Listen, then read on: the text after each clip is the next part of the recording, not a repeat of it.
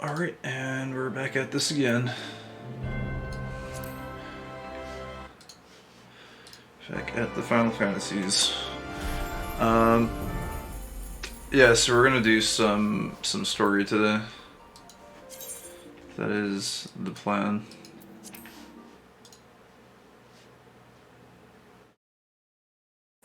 Hey, what's up, Chthonic and Zero? Wow, you guys are like super fast. How did you guys get in here so fast?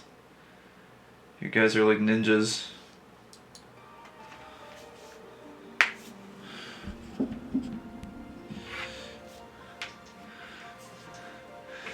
Teleportation. The instant transmission.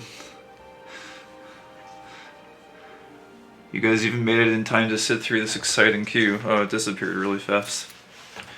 Alright, so we've been busy off stream doing some things to get access to that juicy story content. Or it's not story content, but sorry, there's something on my desk I was blowing away. The class story content. Because I think I finally kind of got the formula of this game down and kind of how it works a little bit. So I'll do my best to try and keep the streams to the story content because I know that's what everyone wants to see. And I've been having a lot of fun off stream just doing like dungeons, and I did some hunting log stuff too because I don't think anyone like really cares to watch the hunting log grind. That stuff's kind of boring. It's really fun and relaxing, like, to do personally, but it's not good stream content.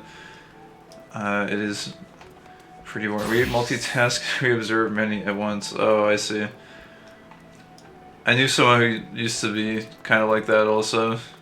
I have never been that great at multitasking. I tend to really focus in on whatever it is I'm doing.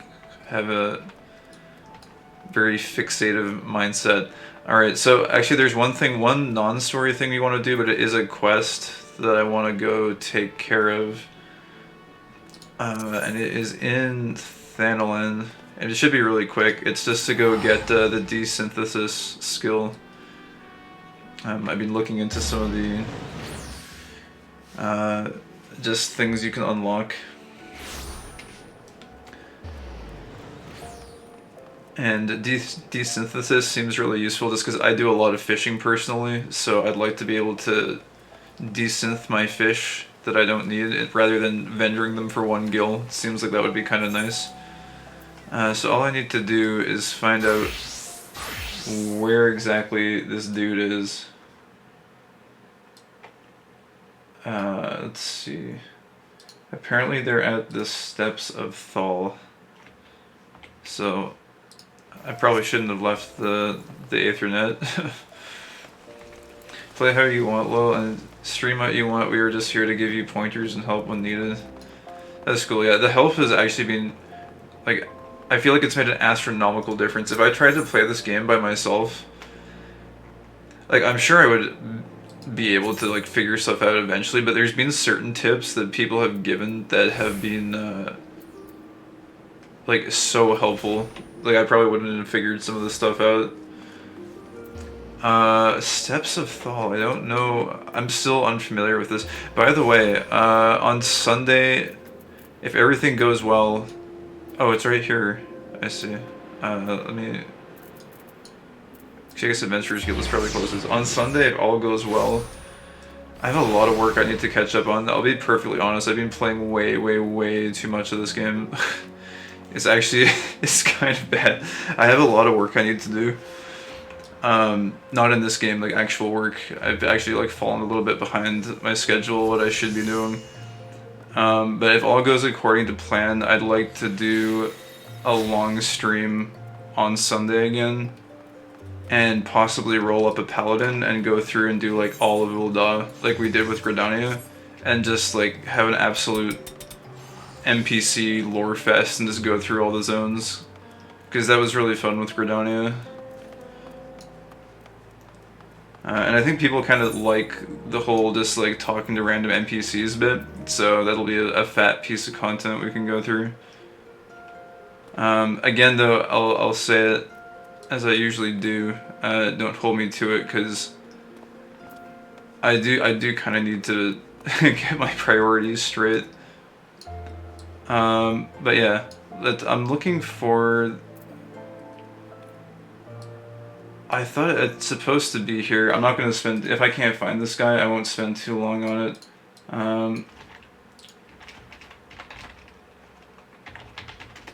His name is Singot.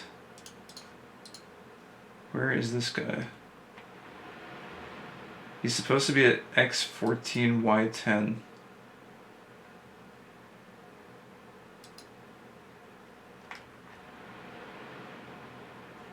Sorry, this is not... I thought he was just gonna be like right here.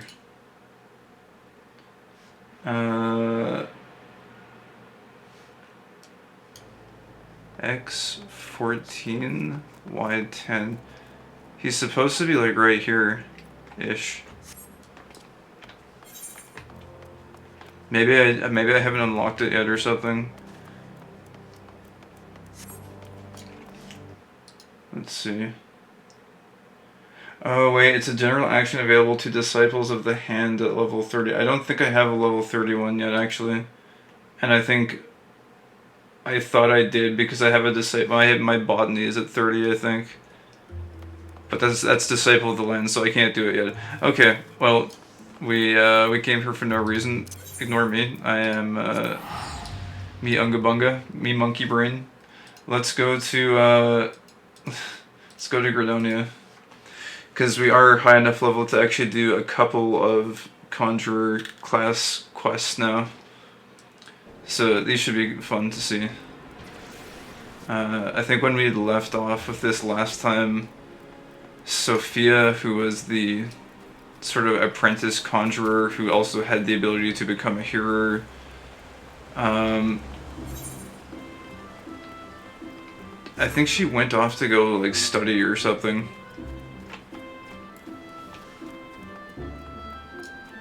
I'm sure we'll get a little bit of a recap here. She had finally come around to learning some of the other elements so that she didn't have to draw on her own life force to use healing magic.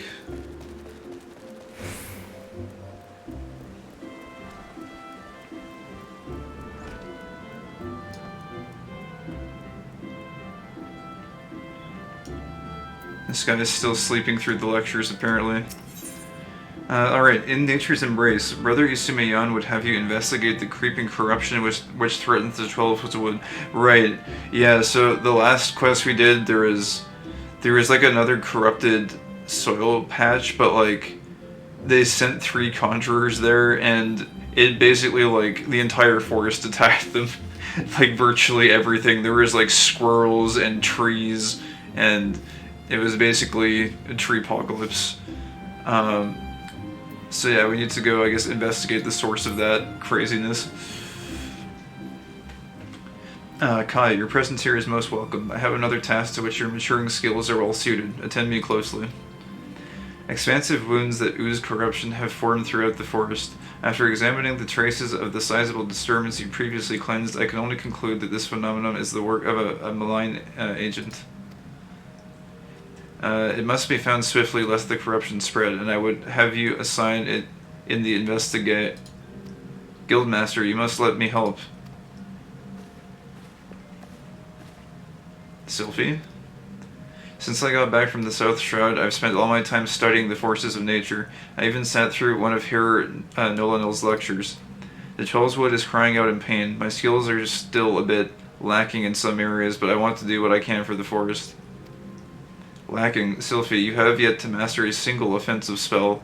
Without the means to defend yourself, it would be far too dangerous to send you off into the forest alone. So, I am to stay here then? Not necessarily. Kai, with your consent, I would have Sylphie accompany you once more. I do not propose this arrangement solely with her safety in mind. Given the nature of the investigation, it is like that Sylphie's innate talent for hearing will prove as useful to you as your conjuring will to her. There is much you might accomplish together. Sylphie, you are not to approach any sources of corruption without Kai at your side. Do I make myself clear? and should you chance to encounter the origin of these disturbances, do not initiate a confrontation. Too often you allow your curiosity to overwhelm your good sense. Now go, and may the elements watch over you. Yes, Guildmaster. Something tells me we should start at Quarry Mill in the South Shroud. Meet me there as soon as you can, Kai, and hurry, the corruption is spreading. Alright. It's kind of cool in this one that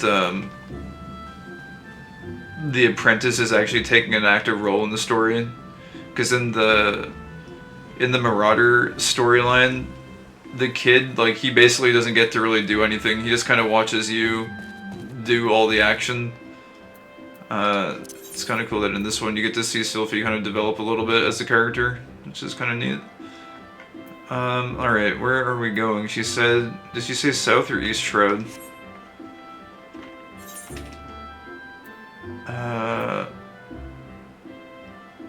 It's East Shroud.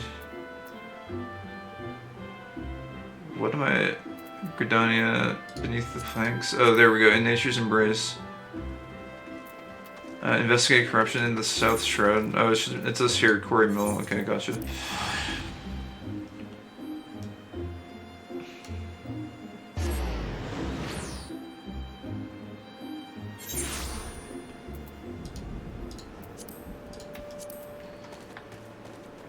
Oh, okay, and we've got a ton of quests here. Okay, well, I guess this might be a little bit of a quest day, because since we're here and we do have a story quest taking place, I would like to kind of see what this zone is all about. I think we did, yeah, we did this one earlier. We did the Buscaron's Druiders. Actually, was that last night? I think it was. That was last night we did that.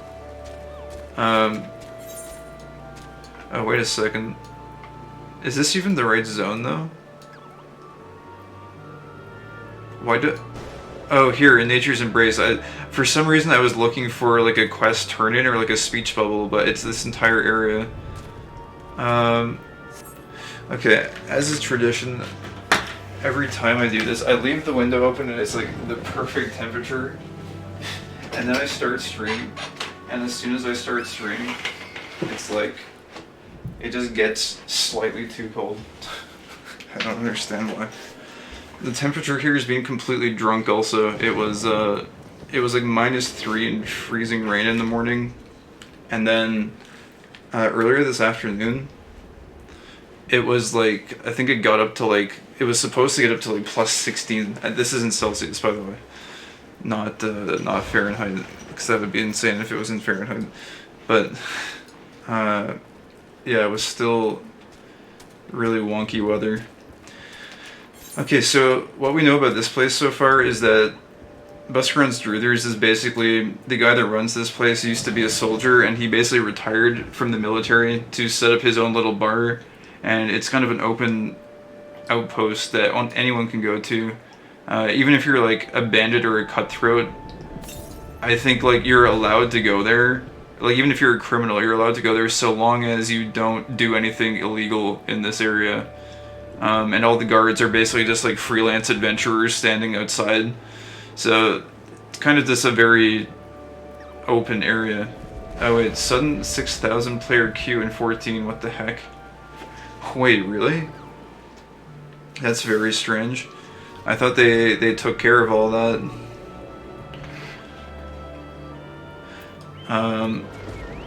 So yeah, now we're here at Quarry Mill, which is just over the water a little bit. So let's go ahead and get our bearings here a little bit. I think just starting from here should be a good area. We can start talking to people and getting a lay of the land. Oh, these things are level 35 actually. I didn't really, like, this is a pretty big power creep. We went from, like, mid-20s to level 35 Deep Void Death Mouse. What the heck? Okay.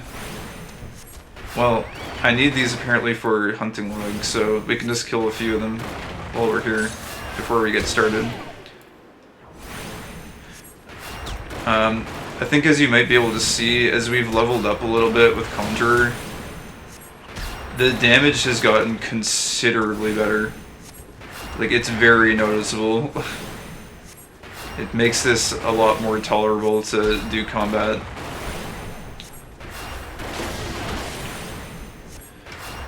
Deep Void Death Mouse, what even is this? It's like a angry squirrel thing.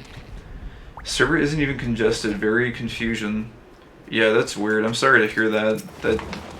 That sounds like it would be a pretty long queue, although I've found that the queues usually move quite fast. Like, even if there's a very high number, they usually go down pretty fast, but to be fair, I don't think I've dealt with a humongous queue in a very long time, like since before they took the servers down and closed them to free players. When Endwalker came out, I sat in queue for over 6 hours. Yeah, that doesn't sound like it would be fun at all. Oh wait, we need more than 3, right? They sometimes like to randomly give you a little bit more than 3, so we'll just take these down really quick. There were like 10k player queues back when that first came out.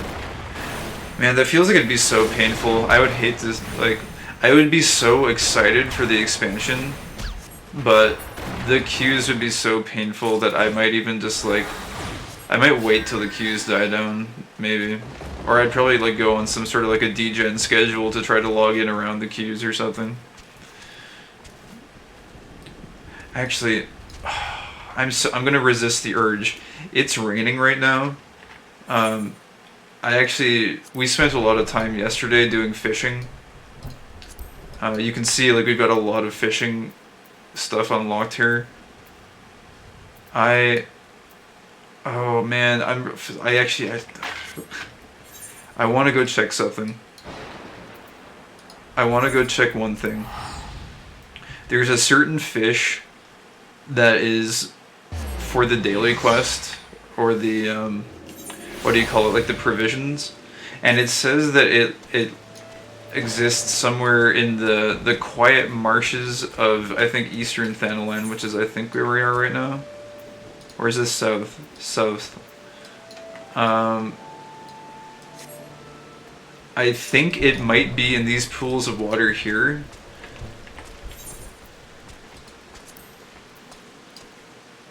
Roots Lake.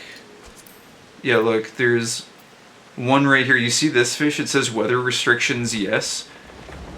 I feel like this might be the fish, and it doesn't rain here too often, so I really just want to take a quick look in this pool of water, because I've fished here for quite a long time with little success. But I just want to see if we can find it here. And in just about any other game, I would probably just look up to see where the fish is, but to me, the actual appeal of the fishing is, like, not knowing. So this is the one thing in this game I'm not going to look up anything for. I actually want to just do full experimentation, because it's really fun. It's actually like Pokemon or something. Okay, bone crayfish, that's no good. I'm gonna pop patience so that we have a better chance. I think it's called like a shadow catfish or something. And it's supposed to be a medium fish, I think, so I'm not sure if it counts as a large. And thus was the birth of another fisherman. I'm telling you, this is secretly, this and Glamours is the actual game. I'll pop patience. Oh wait, no, I had one more patience charge. I just wasted that. That's actually kind of bad. Oh, someone else is fishing here.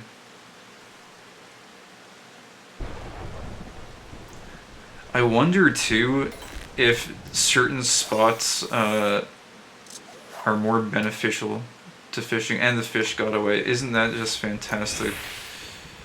Alright, I'm going to try just moving around a little bit. I'm going to set a hard limit of like 840. Like max. We'll spend max 7 minutes here. It's just it doesn't rain that often. It's kind of random. So And since it is a provision for today, I just wanted to see if there was a chance we could get it. I don't know, it's looking like we might not have any luck.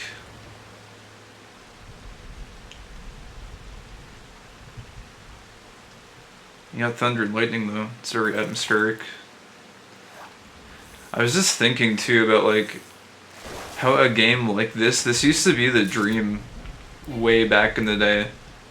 Back when like the original Xbox was out, they there was this game called Fable, which you might have heard of, which was kind of just, it was just an RPG. It was like an action kind of RPG 3D game where you ran around and like leveled up and you could progress in various pathways, and the main selling point was you could be good or evil. And I think there was like an issue of like Xbox Magazine that came out, and they pitched it as like, imagine a world where every decision you make has like some sort of a consequence, and where every blade of grass you walk on has some sort of an impact, and there's like, you know, the weather systems and all this kind of stuff. And I was just like thinking about the weather system in this game today, and I'm like, you know, they've actually finally, after probably about 2 decades of saying that, because like Fable was nowhere near that experience. It, like, not even close, like not even a fledgling of that kind of dream that they pitched. But now 2 decades later, like this game with the weather cycles and the whole MMO and all the different stuff you can do, like I think they finally got around to making a game that's almost like that. I played EverQuest Online Adventures on PS2. It was amazing. Oh, EverQuest Online. No, that's not what I'm thinking. I'm thinking of one of the earliest MMOs I played, and it was on Xbox. They had a demo for it. Was I think it was Phantasy Star. I'm not sure if it was Phantasy Star 1 or 2.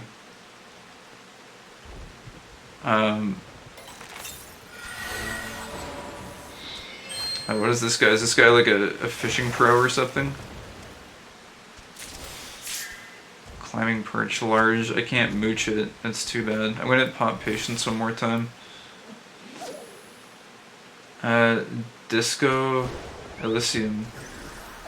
When we think everything you do has an impact, we think Disco Elysium. Yeah, I was doing the lobby.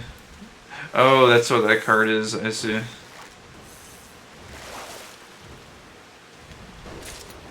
Mitten crab. Man, we are not having any luck with this. Maybe I should try, maybe like out here. This is all the same body of water, but one thing I noticed with the gathering professions is that sometimes there are certain nodes that function a little bit differently if you know where they are. So I don't know if maybe that's the same thing. Ooh, wait, a root skipper. That's not new though. I guess we've caught that before, but it's a little bit more uncommon. Okay, we'll just give this 3 more minutes. I don't want to spend the whole stream fishing. This is not a fishing stream. This is a story stream, I promise. We'll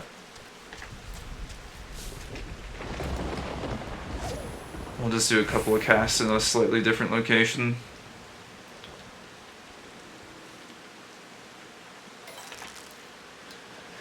But yeah, I remember playing, I think it was Phantasy Star, and it was good at the time, but I think like thinking back to it, it was actually like pretty jank and basic for an MMO. But for it being on console, it was kind of good and kind of interesting. And I remember being really excited that you could play an RPG with other people. At least like on the Xbox, because I had played things like Diablo 2, which was almost like playing an RPG with other people, but it just wasn't quite the same thing because it wasn't a persistent world experience. Fate is a fecal mistress. The countless streaming pools of fecal ooze left by the stropers who have invaded Roots Lake since its waters were drained are making those stationed at the nearby camp sick and unfit to fight. Help is sought in clearing the area of the vined creatures in the last-ditch effort to clear the air. Huh. I guess some... Oh, there's just a bunch of friggin' plants that spawned. Alright, well, we're basically at 840 here. We didn't have any luck. That's too bad. I really thought we might have a chance. But we'll come back maybe another time and look at this. I just wanted to take advantage of at least giving it a shot here. Alright, let's get back to where we were actually doing stuff here. We will go back to the mill and we'll start talking to people.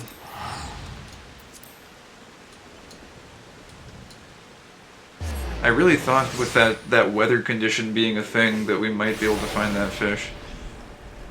But it's okay, I'm in no rush to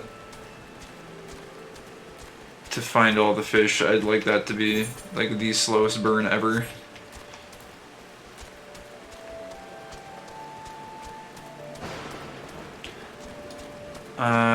Where were we planning on starting this? I think there's a few entrances here.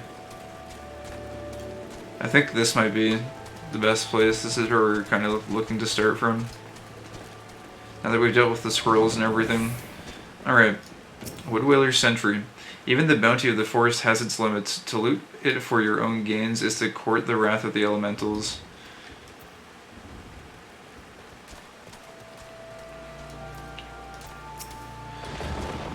We've got more than our fair share of problems here, but all's well that ends with a hearty meal at the end of the day. Oh no, my birdie. Okay.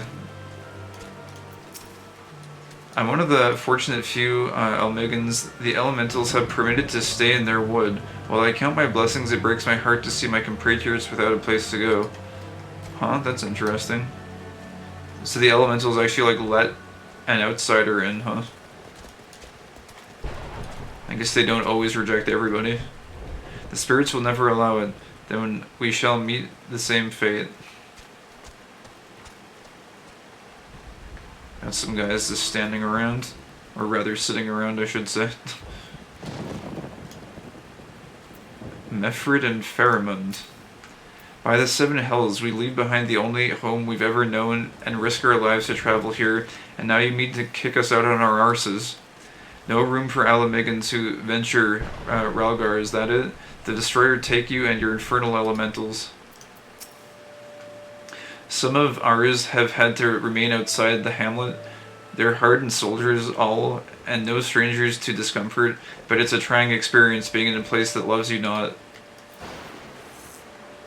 Huh, so I guess this place has a lot of either refugees or a bunch of soldiers, I guess, that came to help after the calamity, but they're not being very welcomed by the elementals, which is something we've heard from Gridania. Like, adventurers usually aren't welcomed, and I suppose soldiers are no different.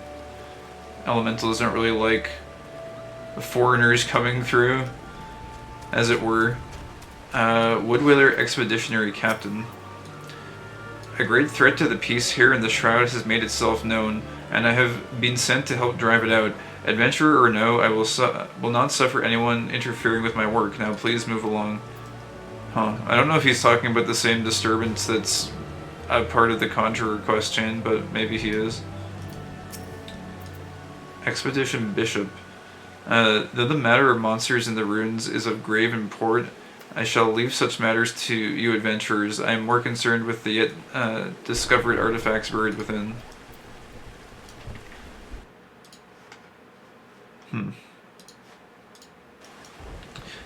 Iuna Kotor. Greetings, friend. I am Iuna Kotor, a Pajal of Gridania, as you may have discerned from the horns on my head. An unnatural presence has made itself known here in the Twelves Wood, and I have been summoned to investigate. Tread carefully, and may the elementals watch over you. Greetings and salutations, adventurer. What brings you to Quarry Mill? What do you do here? I am a hearer of Gridania, assigned to preside over this hamlet at the behest of the Sincere Council. Jeez, I can only imagine, like, how busy the hearers must be. Like, because, like, normally it must have been pretty quiet before the calamity, I guess, but now it's like, if you have a division of soldiers walking through and, like, every single one of their possessions has to be appraised for approval by the elementals, like, this guy, I think it's a guy, Or actually, no, it's a girl, so she must be like, I don't know, talking to the elementals like 24/7. It would be like a busy office job or something. She'd basically just be on the phone all day with the elementals. It is my charge to listen to the whispers of the elementals, the eternal guardians of the Trollswood, that I might convey their will to the residents. Lest you wonder, my work is akin to that of a counselor, though for the most part, such counsel as I give comes not from myself, but from the elementals themselves. What kind of place is this? Quarry Mill was named for the water wheels that serve to process raw stone into building material. This is interesting too. There's actually I kind of made fun of the water wheels on Sunday's stream because the people liked to, in one of the towns, they like to sit around like at the water wheel and just like watch them go around, and it was like they don't have anything better to do. But when you go and you talk to the Carpenters Guild, it's like the water wheels actually have a pretty significant part of all of Gridanian culture. It's like they very much built their industry around the construction of water wheels out of wood, so it's kind of interesting. But yeah, so it was named for the water wheels that serve to process raw stone into building material. Over the years, it has come to be a gathering place for hunters and trappers, owing to its location amidst elemental sanctioned hunting grounds. That's so crazy. So the elementals even like designate hunting grounds. They really are like, they're almost like the government in a sense. Now that I'm thinking about it, it's like the forest government is the elementals, and the hearers are like the people that communicate the will, basically. It's so weird, but very interesting. Quarry Mill is also a place of judgment. All outsiders who wish to dwell in the Twellswood must present themselves here to have their worthiness weighed by the elementals. Oh, so this is like a crossroads, kind of. I see. Those whose petition is denied cannot remain in the wood, nor can they receive of its bounty. Harsh though it may seem, this has been the way of it since the immemorial. Whereabouts is this? And oh, this is from I see. This is from this connects to Thanolin. So this is like South Shroud. This is basically like people would come from here, and then they're in Gridania territory, and then they have to like pass through this area. They get judged effectively. But I guess like a lot of people might just sneak through Buscaran's Druiders and like sneak up through Central Shroud and just get in anyway. But if you were to come this way, like you're supposed to come here first. It's like a checkpoint almost that you're supposed to go through. Huh. This is interesting. This place has actually been a big world building component so far. I guess that's, yeah, we can take the quest now too, I guess. Savage Sneers, Balin of the Wood Whalers at Quarry Mill seeks an adventurer to help him settle the score with some poachers. Greetings, adventurer. Perhaps you have heard, but these forests have fallen prey to a band of poachers. They litter the ground with dastardly snares, caring not a whit for the innocents, small animals and travelers alike caught in their vile clutches. I am forbidden to leave my post, but perhaps you could scour the area and see to any ghastly steel maws that you encounter. Be careful, the poachers themselves may be lying in ambush awaiting their prey. Refugees must first spend a night here in Quarry Mill that the elementals might judge them worthy of living in the Twelveswood. Their decision cannot be appealed. Every one of us, Gridanians included, dwell here only by the elementals' leave.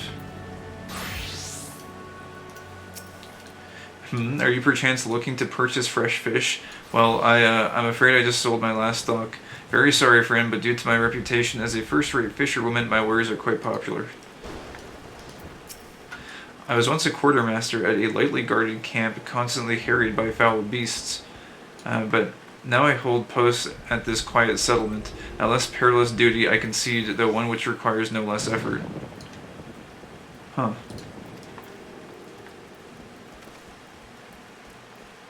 Just check. Oh, there is people up here. There's even a quest up here. There you go, Wilfred. He's standing guard. He's taking a look over the top here. Forest Law. Wilfred of the Wood Whalers seeks an adventurer to root out poachers who have holed up in Quarry Mill. Bloody Scofflaw. You'll not escape the Wood Whalers' justice. You, adventurer, one of those loathsome poachers has fled into the village and hides under our noses as we speak. You are to join the search effort at once. That's an order. Alright. The stream of refugees from Alamigo is unending, but we have not the resources to welcome those who have nothing to offer the forest in return. Any who fail to secure the elemental's blessing must be cast out. Curse me for a bloodless demon if you will. It is a role I shall gladly play if it be to the benefit of the Charleswood and the people of Gridania. Alright, so there's poachers hiding somewhere in here. And we just have a big red circle to kind of scour through, and it's basically a hide and seek quest. Those are sometimes kind of fun.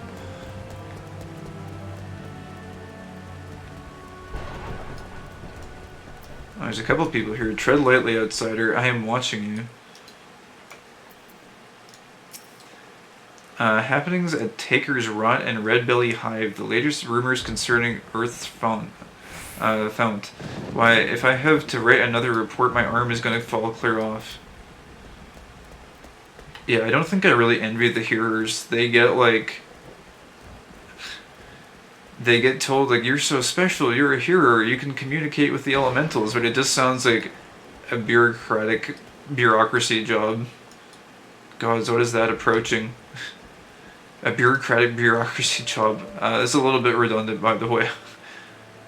Just so that there's no mistake being made there. Apartment of redundancy. Redundant Department of Redundancy apartment. Let's see, we got quite a few other NPCs over on this side to talk to. So we got the Levy... I still don't know if it's Levy Meti or like Levy Mate. I only started saying Levy the other day when Skittles pointed out that I was probably saying it wrong. So, but yeah. Oh, actually, these two don't really do too much. They've got some decent gear. Level like 25. Arms supplier. Oh, they got field gear too. I could spend a little bit of time here trying to min-max my crafting stuff, but that's okay. I will spare you guys the min-maxing today, because I'm sure most of it's going to be outdated at some point anyways. Also, I'll probably... let's just sell these fish. I know I wanted to desynthesize some of them, but it'll have to wait. Actually, I might... it doesn't matter, just get rid of them. I've come to realize that some of the animal drops, or rather the mob drops that you get, they are, you can't get them from vendors after a certain point. It's usually like around level 20 or so, the components, they start not really dropping anymore. Or rather, you can't buy them anymore, so it can be kind of good to hold on to them. But I figure unless you're planning on doing a specific dedicated crafting session, it's probably not worth cluttering up your inventory with all that junk.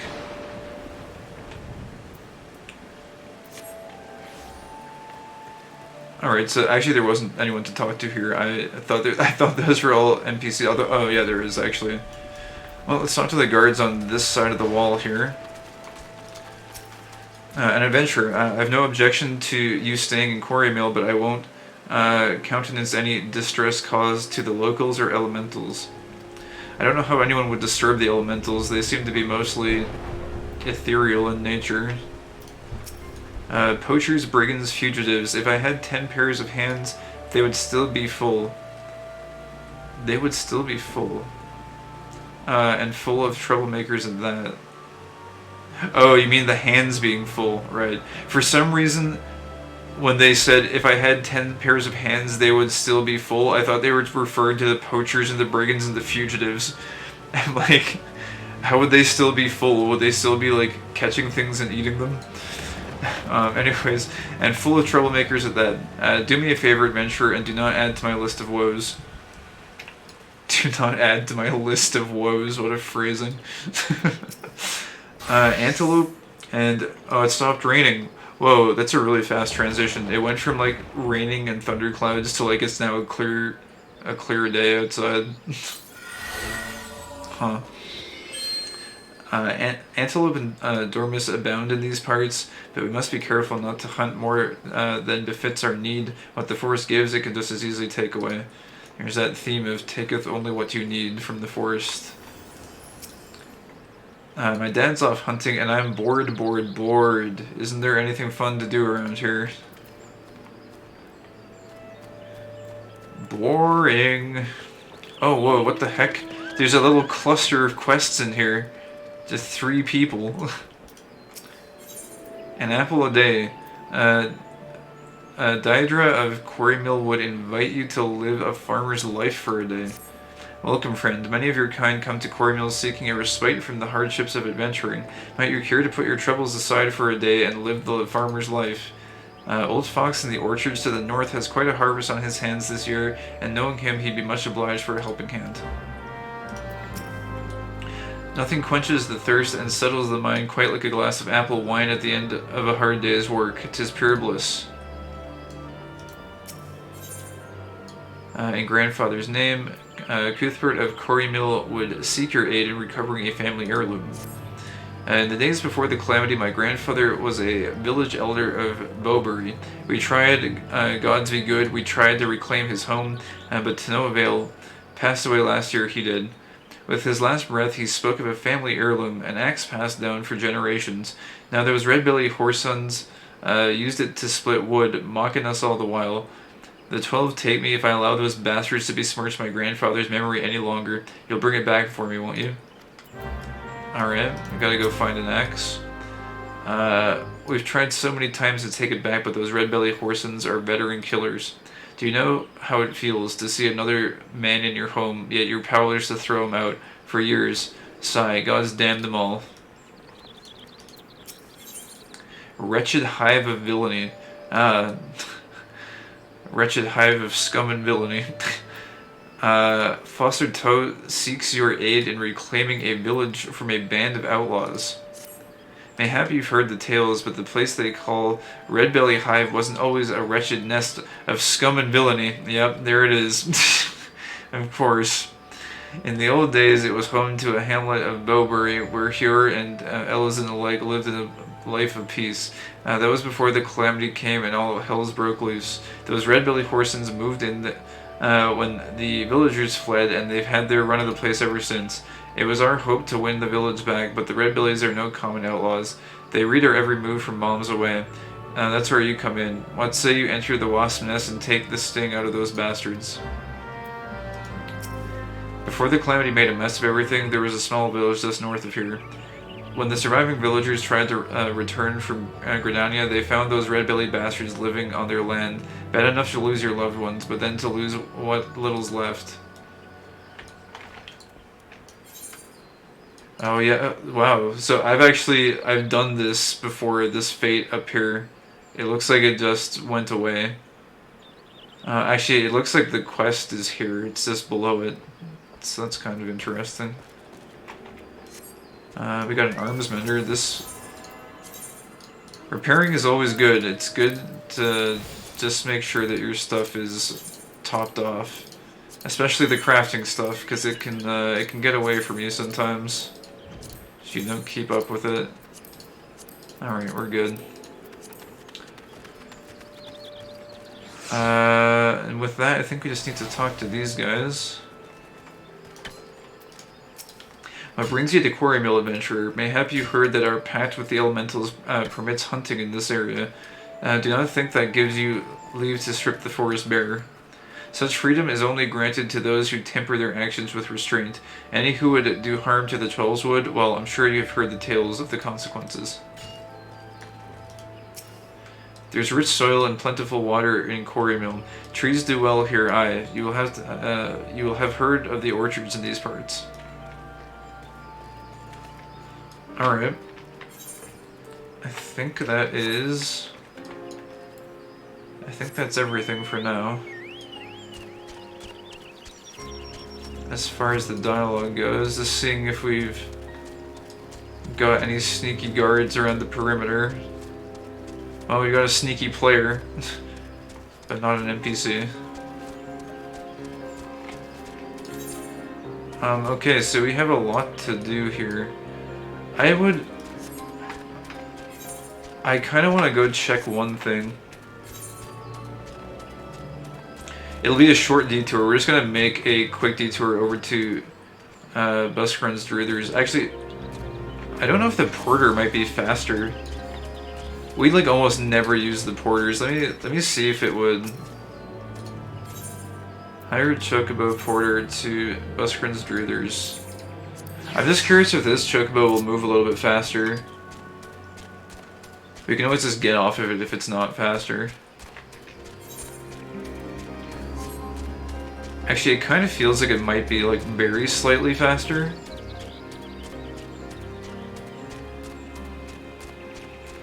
It does feel just a tad bit faster. Plus, I don't have to worry about avoiding any monsters or anything, so it's a very short trip. I just wanted to talk with the guy that runs this place again, because he said he was ex-military. I'm not sure if he was a wood whaler, though. I'm not sure if that's left ambiguous or not. Because, like, with how strict they are at Quarry Mill, like, this place kind of seems like this is basically just, like, going around the checkpoint. Like, basically all the poachers and stuff can come in here. Yeah, so Buskrun, this is the proprietor of this place. Welcome, welcome. I'm Buskrun, and this is my place. Soldier, merchant, adventurer. It don't matter to me as long as you follow Druther's etiquette. That is, sit down, forget your worries, and savor your ale. Okay, well, I don't think he's a foreigner, though. He's not from Gridania, so this guy... I don't know what the relationship between him and Quarry Mill would be. Like, it feels like these two might be at odds with each other, potentially. Because, first of all, I don't even know if this place, like, I don't know if the elementals allowed this place to exist in the first place. And secondly, it's like, just, it's letting basically anyone come in. He's got a very open door policy, whereas Quarry Mill is the exact opposite. Quarry Mill is like, you can stay here for one night, but if the elementals say that you're not worthy, you're out. Like, you have to leave the forest immediately. But absolutely nothing is stopping people from just going over here to Druther's place and, like, just hanging out. Maybe that's why there's so many random disorderly adventurers there. I don't know. I don't know if we'll figure out anything else about that, but some interesting geopolitics might go on between those two places.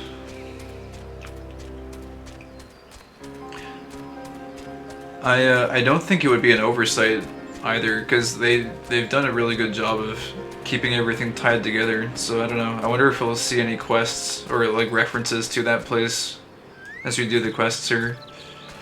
Anyways, so let's do. We'll start with the poachers that are supposed to be hiding around in the camp. So I'm guessing they're just like in really ridiculous, sneaky places. We'll just look around.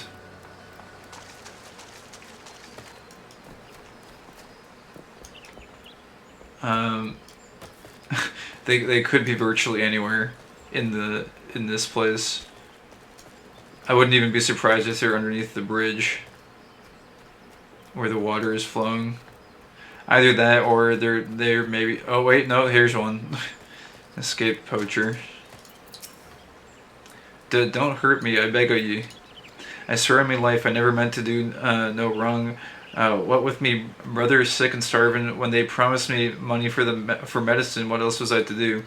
You have me word, from this day forth I'll earn me coin by honest work, or not at all. You'll show me mercy just this once, won't you? The 12 bless your gentle soul. Oh no, making me feel bad for the poachers. They're just trying to get, she's just trying to get food for her brother. And just trying to make ends meet, man. Oh, actually, there was only the one. Okay. What are we gonna tell the guy? She got away. Couldn't catch her, chief. The poacher escaped inexcusable. I should have known better than to entrust such a task to an adventurer. Those who defy the elemental's will must be served justice, or we all shall pay the price. You do well not to forget this. Oh, okay. He just kind of gets mad at us and then tells us to... Well, he doesn't tell us to even go away. He's just like... I'm disappointed in you, basically. Alright, let's go north and we'll deal with the red bellies. Them red bellies. I feel like we are kind of slightly over-leveled for the content at this point, but I don't really mind. Like, when I'm doing the side quest stuff like this, I'm not really playing this for the combat, you know what I mean? Like, this is not... Oh, also, I don't really mind getting my Choco friend out here. Give him some Gashal greens. There we go. I'm not really looking for like a... I don't know, a difficult challenge or anything here. And I guess it might be slightly more EXP efficient to do the side quests when you're on par with the level, but I don't know. I just want to see the lore. It's kind of like, it was really grueling playing Conjurer on level with the mobs because you just do so little damage. It's like very... It's honestly exhausting to play if you're at the same level, at least with this particular class. It just didn't really feel that good, so I'm perfectly A-okay with being a little bit over-leveled here. Fox. What brings an adventure to my humble orchards? Set your sights on Sprite apples rather and beastkin today. Well, I for one am mighty grateful for that. Those bones aren't fit for climbing as they used to be. I'd be much obliged if you could pick some apples for me. Oh, and you'll want to make sure no creepy crawlies are hiding inside. Har har. Have you ever seen apples so lovely, as red as a fine lass's rosy cheeks and thrice as sweet? Sprite apple. So one sec.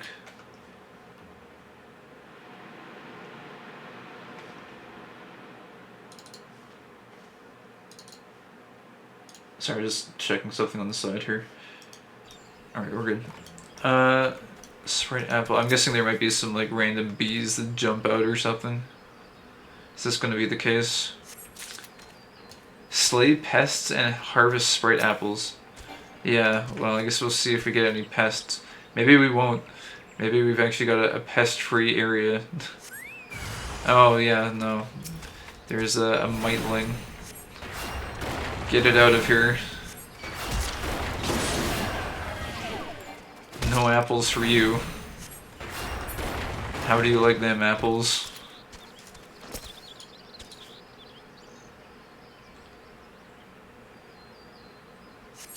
This is a very interesting picking technique our character has acquired.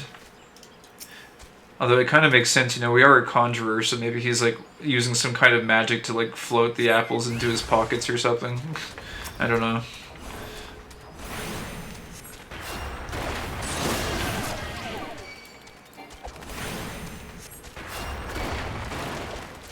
He's using that wind magic. And there's one more here. I wonder if this one's gonna have a pest too. It's kind of interesting that they paired them together. The harvesting the apples and killing the mobs as one completion objective.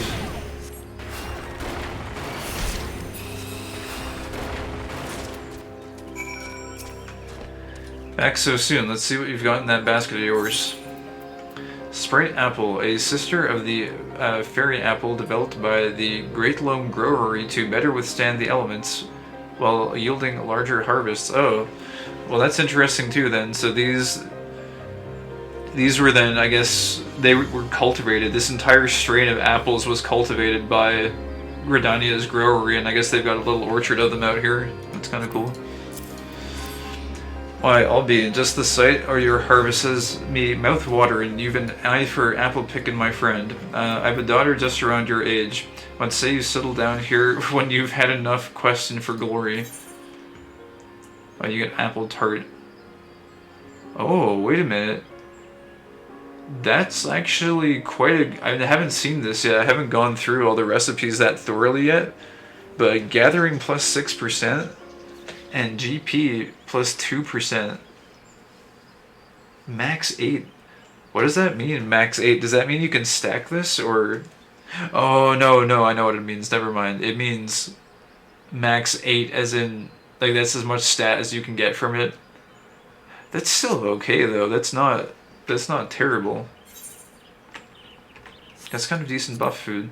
And, oh, there's also apple juice. You get piety, vitality, spell speed. That's also really good. Item level 40. Holy crap. Why are they giving you this at this level? That's really good. What does piety do again? Oh, it's mana regen. Spell speed plus 8% is kind of freaking bonkers though, isn't it? I feel like it is. I'm just wondering, because I'm wondering if I actually want to like craft some of this stuff at some point. These doctor's tights have got plus 4 spell speed on them. Let's see. Spell speed. That would be pretty big. Does it have a cap on it? Oh, max 7. That's quite good for this level, to be honest. And the fact that you can use this... Huh. I don't know. I'm gonna go with the apple tart, but... Let me, I'm just curious to look. Can I... I'm guessing I can't make the apple juice yet, but can we make the apple pie? We should be able to, right? Or apple tart, yeah, we can. Huh. We would need fairy apples, pie dough. It looks like some of the ingredients are a little bit annoying, but like it's mostly just the apples you need to get. Huh. I might actually go out of my way to do that at some point and just make a crap ton of apple tarts for gathering. But I'll save that for later, obviously. Let's continue with the story here. A bumper crop. The orchard keeper fox seeks your aid in giving thanks for the harvest. Friend, feast your eyes on this. Why, I've not been blessed with a harvest the likes of this in, well, as long as I can remember. All I've done is the... What the heck? Well, I can't really... I can't back out or it's gonna skip the text. All I've done is pick... I guess I could read it in the event log here. Let me... I'll read it in the event log here. Is she okay? Here, we'll just... There you go. Let's see what we're doing here. Friend, feast your eyes on this. Why, I've not been blessed with a harvest the likes of this in, well, as long as I can remember. All I've done is the pickin' and the guardians of the forest what brought me this bounty. I'd give thanks myself. All I've done is the pickin'. It's the guardians of the forest what brought me this bounty. I'd give thanks myself, but what with those poachers around, I'm like to end up with an arrow through me head. Might you be kind enough to go make the offering in my stead? On your return, bring an apple to Castellant. He's been looking gaunt of late. Okay.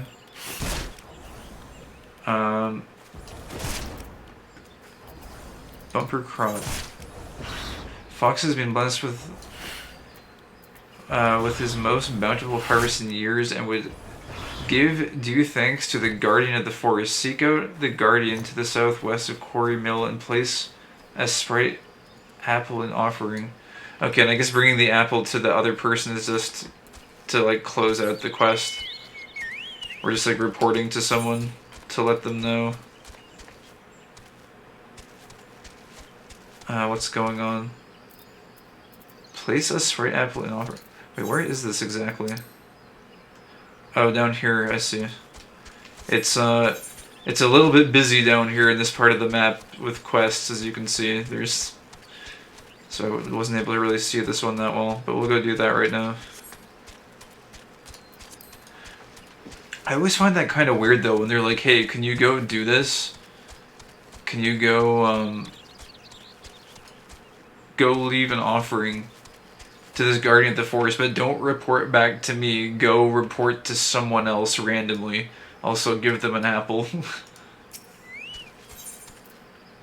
Sprite apple. Okay, so this is just the same thing. We got 2 of them, so we did get 1 apple to go give to someone. Maybe it was the person that gave us the quest in the first place. Iron leg trap.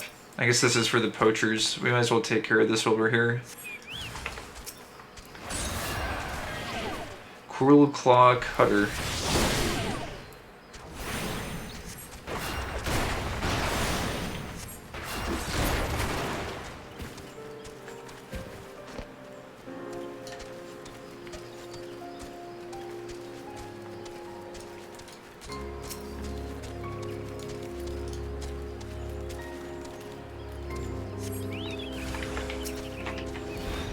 Lots of fugitives out and about. Hopefully it doesn't leash. I think my chocobo can take care of it. Oh, I guess I'm just like not close enough.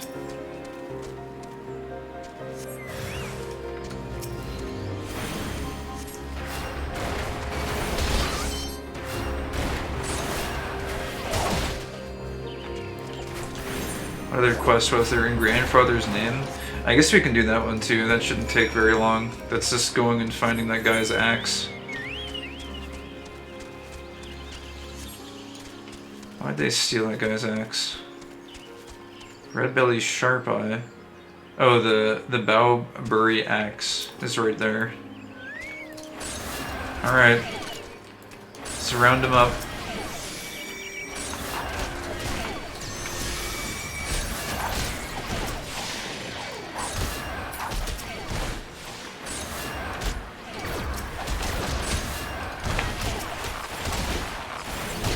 Oh, I don't know if maybe I bit off more than I can chew.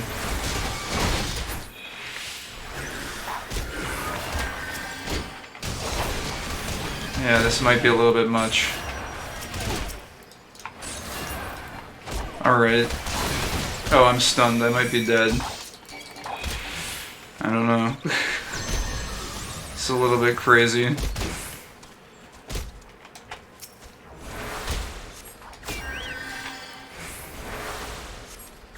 Alright. We're over leveled, but we're not we're not a warrior. We can't quite pull that stunt. I'm used to being able to do crazy stuff on my warrior, but without AoE it's actually kind of pointless. The dot that you can put on them is nice, but it's like it really doesn't give you much of a clear speed advantage, so you might as well just single target them down. One day though, when we have Holy, things will be different.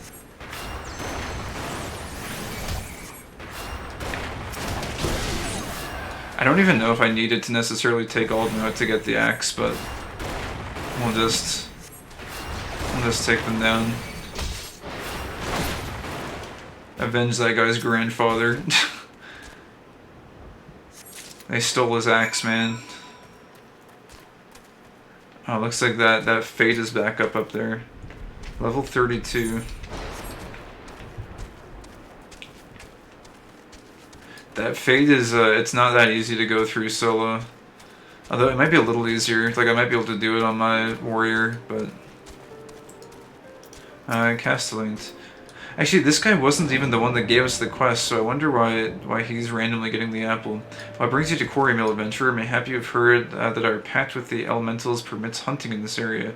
Do you not think that gives you leave to strip the forest bare? Okay, that's just the same thing he usually says. A sprite apple, my favorite. How did you know? From Fox, you say. The man is too kind. Why, each scrumptious bite brings me back to the days of... forgive me, friend. I see. So we randomly bring this guy an apple at the end of the quest. It just seems confusing to me when they close out quests that way. Well, were you able to reclaim the axe from those bloody thieves? Bowbury axe, a great battle axe passed down through the generations until it finally fell to Cuthbert. Just as grandfather always described it, you're a godsend, friend. Grandfather, I swear to you, the next time a red belly sees this axe, it'll be buried in his good-for-naught skull. You fought well for us today, friend. When Belbury is reclaimed for our people, you can take pride in knowing that you struck a vital blow. We get some dye. I guess we'll take... the vitality one. Those potions are not that good. At first I thought they were really good, and then I realized they only last 15 seconds. I thought they were like elixirs, basically. But they're not elixirs, they're just like 15-second buffs, basically. You've done good work today, friend. Still, with that self-styled king of the Coral Claws running the operation, the poachers are not like to yield easily. No, we must be more vigilant than ever. Oh, I thought there was going to be a follow-up, but he just tells us that the leader is still out there. There is one more quest that seems to have opened up, though. Oh, and by the way, from your talk about the elementals allowing that tavern with bandits and such, I think their main focus is on lavender beds. You don't want to know what kind of RP goes on in those houses. Yeah. I don't... The thing is, like, don't think anyone here wants to know about that.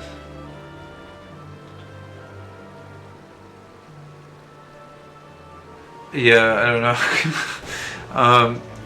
It seems weird from a lore perspective, the lavender beds. I think we touched on it when I first learned about it, but the NPC is like, it doesn't even make sense. It's like, I guess it doesn't really. It seems really strange. The marvelous Muntai bean. Adok of Quarry Mill has a culinary crisis on her hands. You couldn't have come at a better time, friend. I have a crisis on my hands here. What manner of crisis, you ask? Do you see this bottle of Muntai sauce? It's empty, down to the last drop. Of course it's a crisis. Why, if our guards find their supper wanting for flavor, they're like as not to turn their lances on me instead of our foes. Might you travel to the Muntai Sellers and obtain some from Masher Earmont to save a poor culinarian from this dire fate? Muay Thai bean sauce. From what I know about Muntai beans, like, they're supposed to smell absolutely awful. So I don't know, like, the only way they're supposed to be edible is if you use other things to mask their flavor, so I don't know why they would ever make a sauce out of them. Seems kind of strange. Probably paid off the elementals to turn a blind eye. Yeah, who knows? Maybe some of the elementals are occupying some of those unspeakable beds. The Muntai Sellers. Oh, what is this place? It's got like a whole operation here. Elementals have needs too, I guess. Ahead lie the Muntai Sellers. If you are traveling to the East Shroud, you may use the passage within. Observe the brewers if you wish, but see to it that you do not interfere with their work. Oh, so this goes to East Shroud.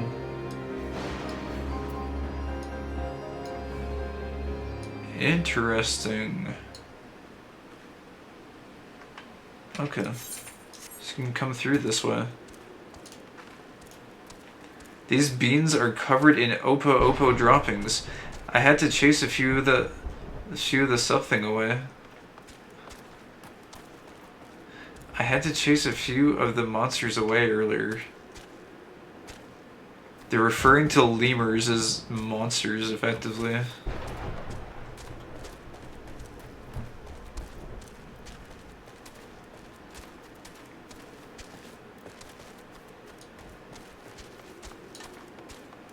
You're gross. Yeah, it's I don't know. I don't exactly know how or why elementals would make that kind of an interaction, but you never know.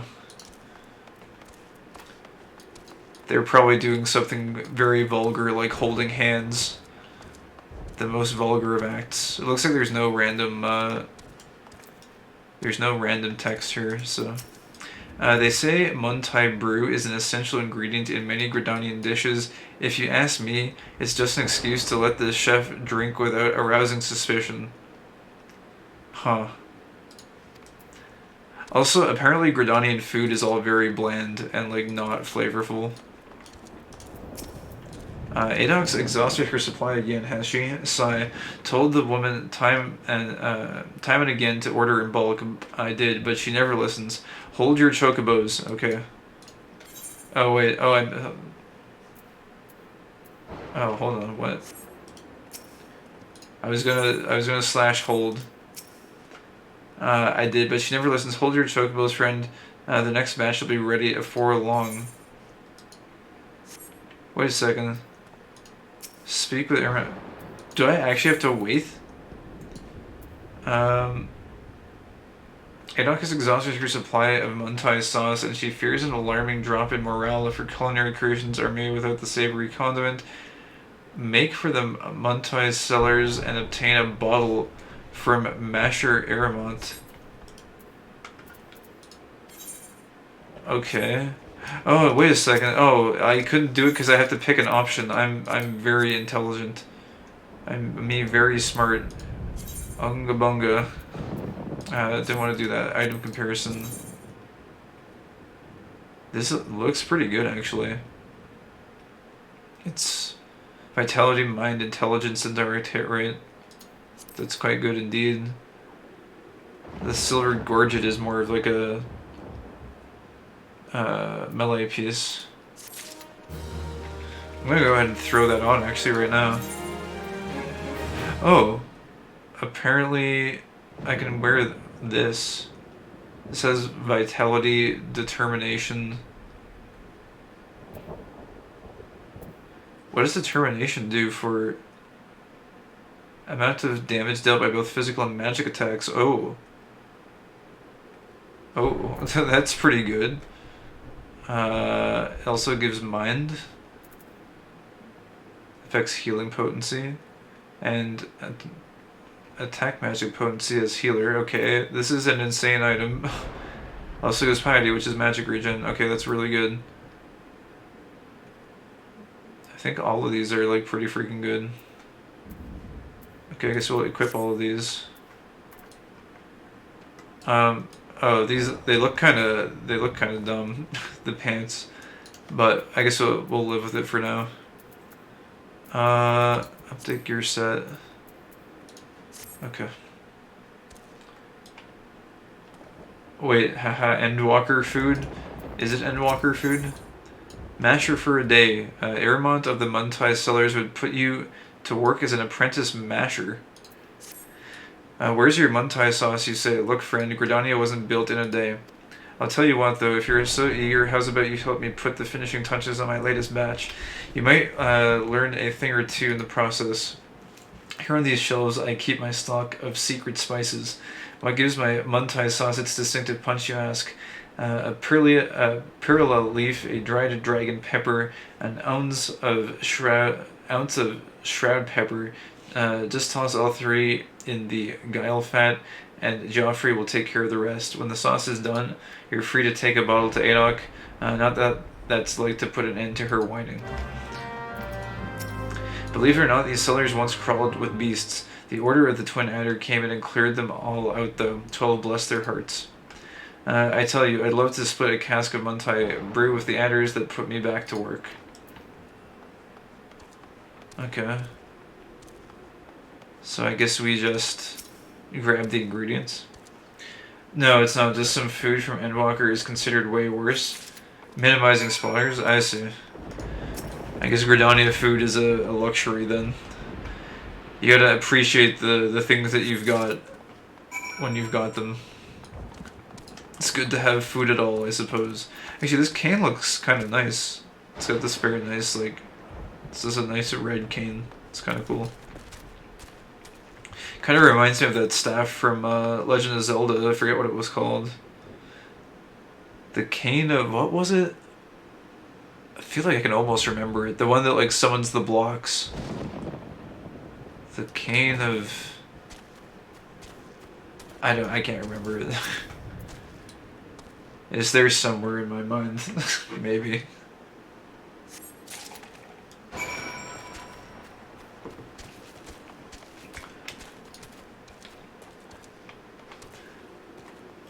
So I guess we had to go to the back of the cellars to turn this in. I just wanted to go check really quick down this this way.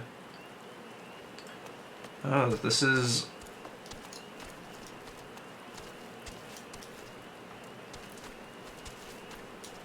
I never knew this was here. I haven't been this way, like, ever.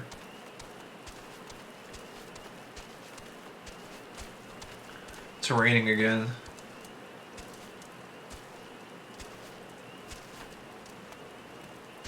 Oh, wow, this is actually kind of a neat angle. Oh.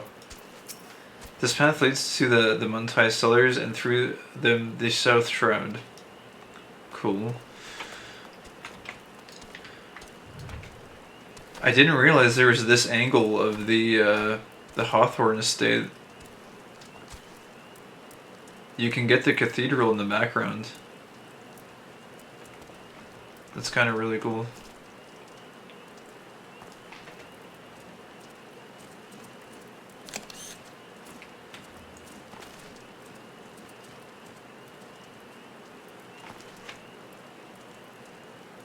Someone's flying a weird bat thing, apparently. Huh. Alright. I went through my screenshot folder just to like look at some of the shots we've been taking over the past like couple of weeks. There's some pretty good ones in there actually. I haven't been posting them to Twitter lately. I might get back to doing that.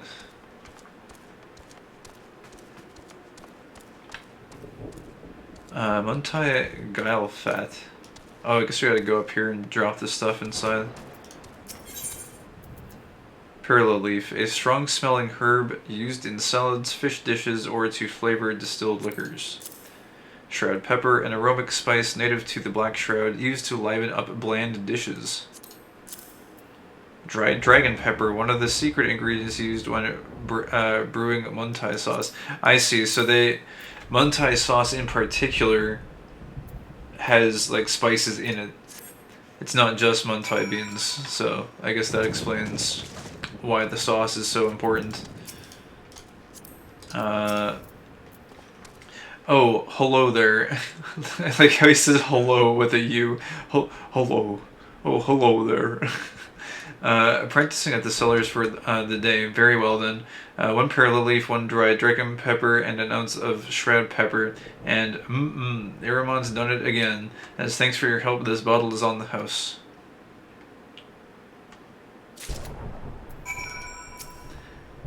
Here we ferment the Muntai beans to make all sorts of wonderful, delicious products. Oh, how I love the smell of fermented beans. Shame my wife hates it. She won't touch me till I've bathed and washed my clothes. Dude, this guy's gotta be a weirdo. Those beans are actually supposed to smell like the worst. They're actually supposed to be terrible. Like everyone says that they smell like shit, basically. There's like an entire town to the very north of Gridania, I think. Or I don't know if it's to the very north of it, but it's where was it? I think it's in North Shroud. I guess it is, yeah, it is technically in the North Shroud, like the northmost, up by Hearst Mill. These guys just talk about how terrible the beans smell, and how like not even the Opos, those like lemur things, not even those want to eat them, but that they were forced to because there was no food available in the forest, so that's why they go and raid the town every once in a while just to get some smelly, stinky, disgusting beans to eat.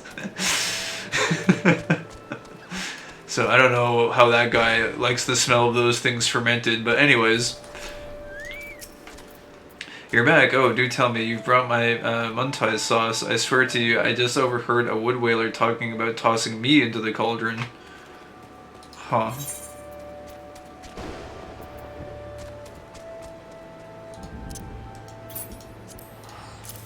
Oh wait, Muntai sauce. A flavorful liquid made from salt and fermented Muntai beans.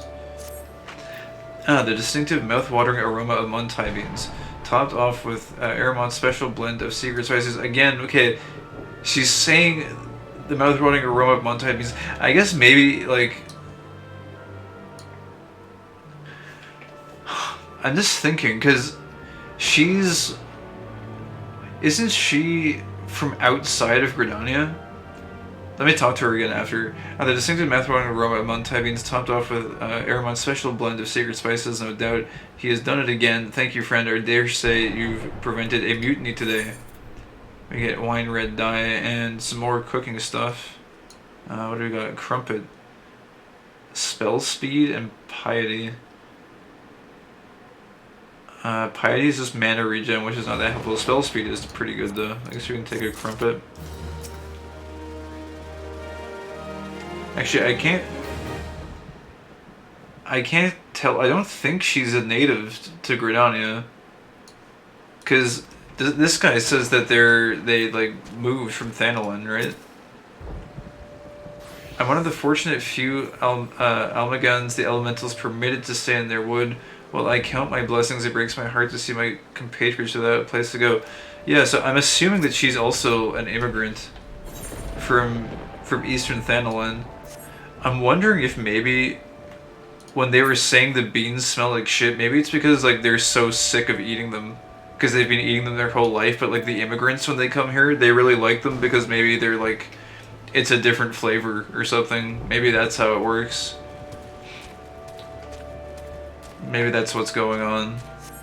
I don't know, the mystery of the Muntai beans. I gotta find out more of this extensive Muntai bean lore. We need more perspectives to really figure out what's going on. But okay, with that, I guess Quarry Mill seems to be done. This was a really fun zone. I like this quite a bit. There's quite a bit of world building going on with that place. Of course, there's all sorts of like little places and like outcrops around this place that we don't really know much about yet, but I have a feeling we'll learn more about them as we go. I did take a little peek into this place, and the mobs here are a little bit higher level, just because I was trying to do some fishing in that place. So I think there might be some returns to this place at some point later on. Okay, we got a bunch of... Did you really have to spawn a fate on top of where I'm doing this? It looks like they're neutral though, actually, so I guess they won't bother us too much. Anyways, here's Sylphie. There's the tainted soil, Kai. Please do what you can.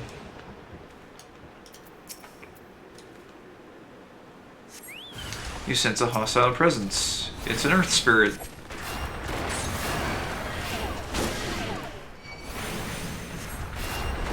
It is no longer an earth spirit.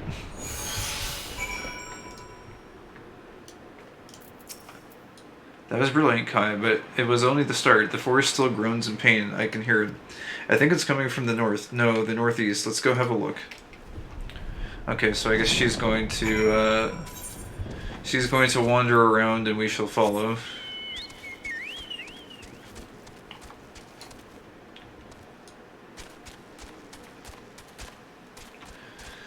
Do do do do do do do do do do do do do do.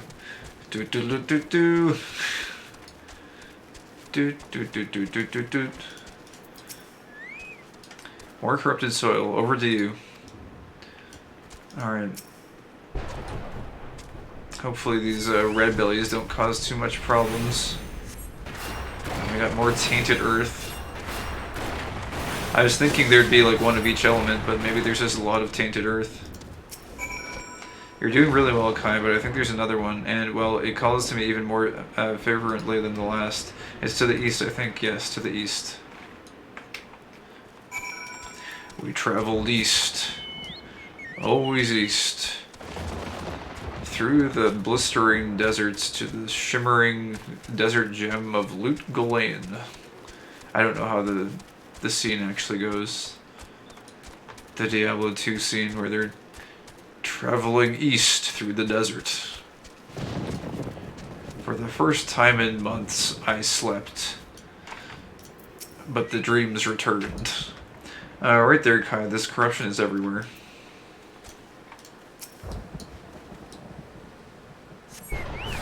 More tainted earth.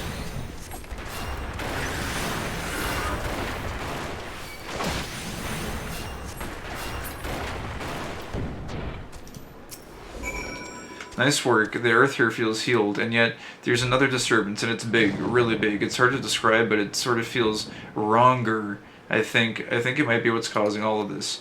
I know Brother Asumi said we weren't to confront it, but we can't just let it corrupt the rest of the forest.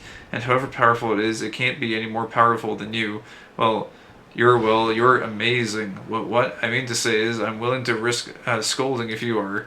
It's not far from here, somewhere to the southeast, I think. Shall we at least have a closer look? Oh, looks like we might go into one of those little nooks and crannies around the map. Past Goblin's Meat. Goblin's Meat's kind of cool. It's just a bunch of goblins chilling out here. I did a little bit of fishing here. Believe it or not, this little fishing pond right here is its own dedicated pool of water with its own unique fish set compared to the rest of the zone. You can catch some slightly different fish here.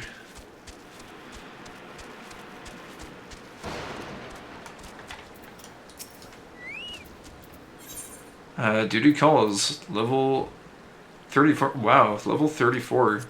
This is supposed to be a level 30 quest. This is actually seems like a pretty potentially tough fight. At least for whatever level it is that you would normally come here. I don't think you need to be able to hear the voices of the forest and notice that, do you, Kaya? The corruption is definitely coming from somewhere around here.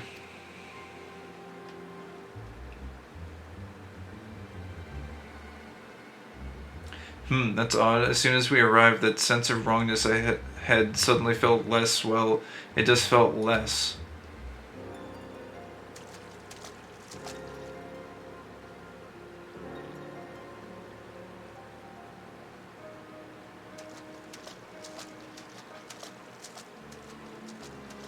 It's almost as if it's holding its breath or hiding.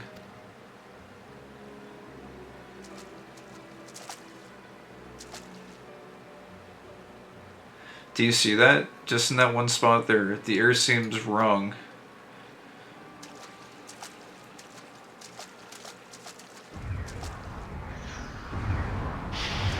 Ah.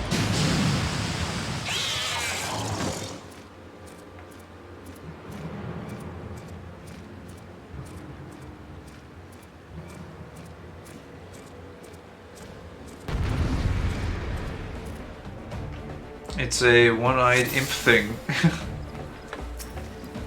Aquaman. Oh, I don't have my chocobo. This creature is a void scent. I've heard Brother Asumi speak of them. Be careful, Kai. You'll be paralyzed if you meet its gaze. Is that so? Tainted Earth Sprite. I don't know if I actually need to deal with that. It's drawing power from the corruption. We have to cleanse the disturbance first.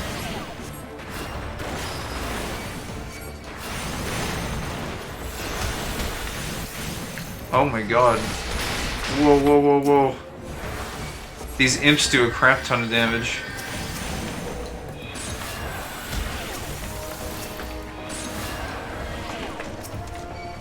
The power of nature is so incredible, I feel like I can do anything. Okay, I need to deal with these imps. These are ridiculous.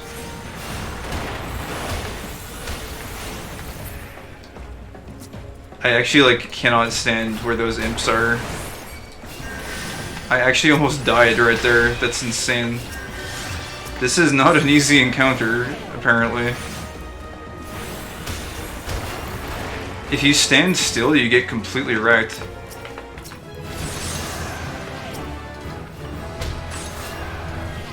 They wanted you to do this at level 30. This seems like incredibly difficult.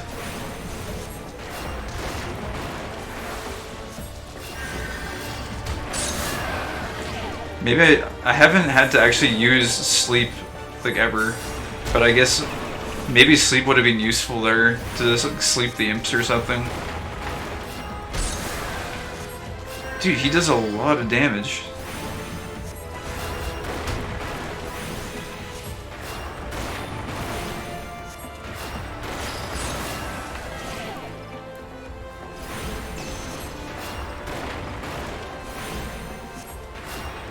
I was very, very close to dying there.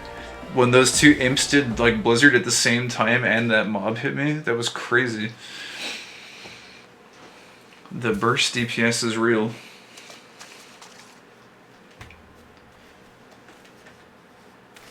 Heh, heh, heh, ah ha ha ha ha ha. Isn't it amazing, Kai?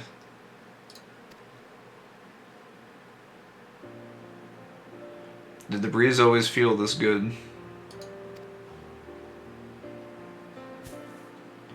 Was the ground always this warm?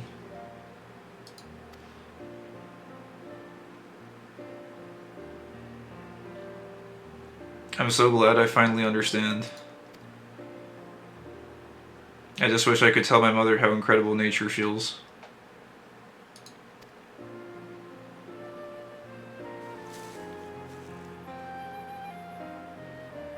Oh, you're injured. Here.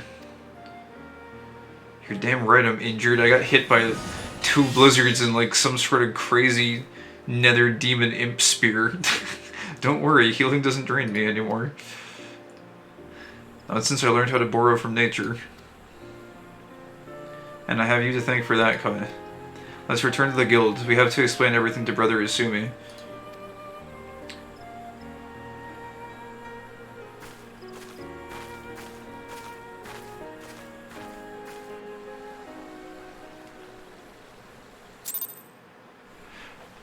I hope that we get to see these sort of like... I don't know if Ulda also has them, or has like a kid that you end up helping in some way. It would be cool if those kids make an appearance though, because I feel like the one for the Marauder quest didn't really get to do too much, but it would be cool to see him like train a whole bunch and actually turn into a somewhat competent warrior. Because it feels like Sylphie's character has developed quite a bit. Alright, so anyways, I guess we have to just go back to Gridania, so let's do that now.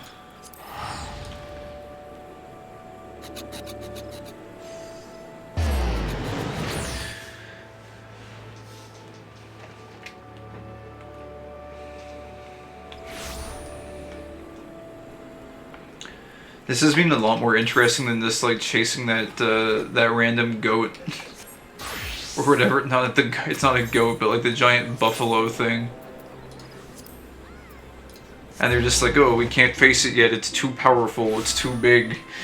It's like, okay. At least this one, you actually kind of like go around and like cleanse various areas of the forest and meet a few characters along the way. I did like that one part with Winzoin though, where he like kind of disguises himself and you 1v1 him. That was probably the best part of the Marauder questline.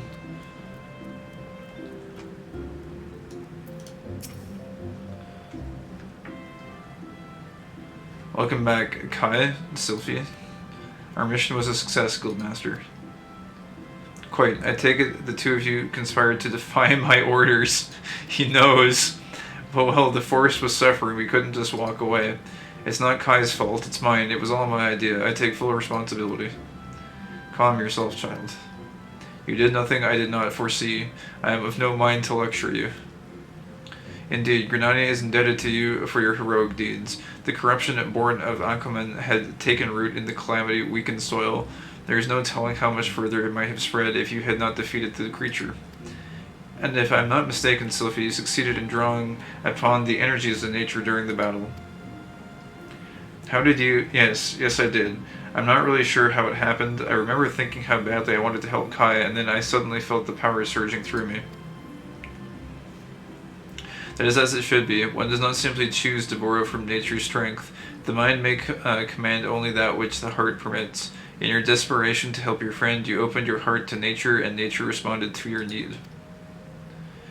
But we must not forget your part in this, Kai. It is clear to me that your journey with Sylphie has brought you still closer to the pinnacle of our art. I believe you are ready for the last of my teachings. Thus, it was with great pleasure that I pass on another of our guild's magics. A more potent form of the cure spell is now yours to command. I have no doubt that it will serve you well in your continuing endeavors. Wheresoever you go, nature will go with you, my friend. Ever shall the earth meet your footfall, and the wind guide your path. In nature's embrace. Oh, Cure 2. Huh. And a walnut cane, which is actually a downgrade because we have the forbidden weapon upgrade that we got from the crazy difficult dungeon that we got our ass kicked in yesterday. Was that yesterday? I think it was yesterday or the day before. Oh, this might be good though. Velveteen Bleod.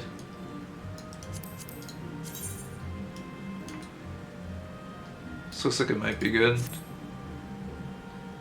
Don't think anything else is really too useful. The boots seem okay. Level 31. I think this is probably the biggest upgrade, maybe. +1 intelligence. Determination is really good on, what do you call it? On Conjurer, though, it feels like. What is this? +1 Vit, +1 Int, +1 Mind, direct hit rate. I think I'm just gonna go with this. I don't think it makes too much of a difference, but...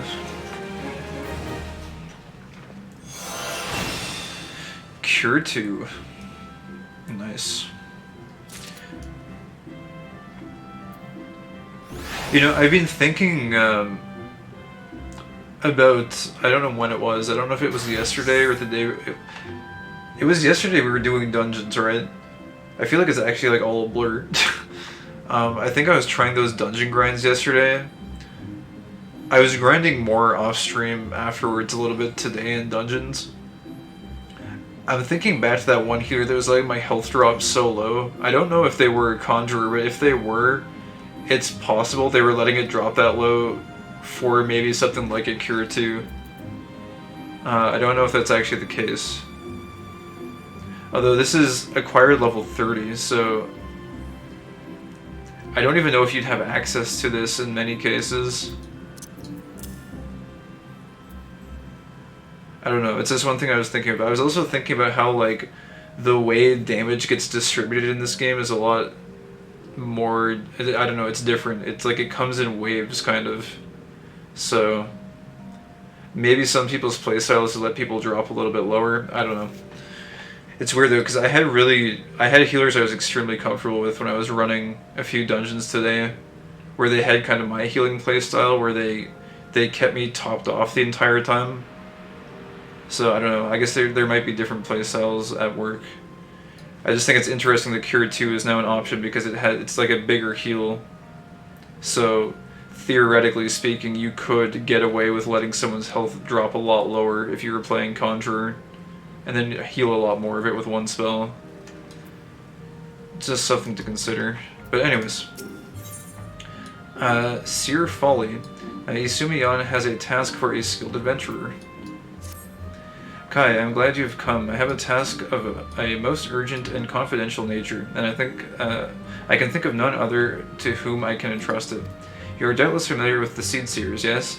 Kani Sena, Elder Seed Seer, leader of the Order of the Twin Adder and guardian of our fair nation, clearly needs no introduction, but know you also of her siblings. The two young Pajals, sister Raya Osena and brother Rune Senna, make for Evershade as we speak, where they will perform a ritual of great import, verily such import that it would be no overstatement to say that the very fate of Gridania hangs in the balance. As you all know, we dwell in this forest by the good graces of the elementals, the eternal guardians of the Tollswood, and most of all the Great One who dwells within the guardian tree. Yet our ceaseless warring and ill treatment of the trees that shelter us have aroused the Great One's ire, and it is only by the quieting the ritual of which I spoke that he may be placated. I haven't seen or heard of the Guardian Tree. I'm wondering if that's something that's more relevant to if you start in Gridania and go through like the Gridania main storyline. Man, I really wish you could get access to that storyline on the same character. I just feel like it would be such a huge time commitment to go through on another, like a completely separate character and re-level from level 1 through the main story quest. Maybe one day. I'm just gonna take a quick stretch here. Oh, that feels good. So we gotta do the quieting, huh? The Guardian Tree, the so-called Guardian Tree, is causing a ruckus. Thus did the two seed seers set out for Evershade with nary a guard to accompany them. Therein lies the rub and the nature of the favor I ask of you. By no means would I question the powers of the seed seers, but with the Great One's anger mounting, the 12's becomes a threatening domain for even the most puissant of conjurers. Pray hasten to Evershade and see that no harm befalls the two. Is this guy still say the same thing here?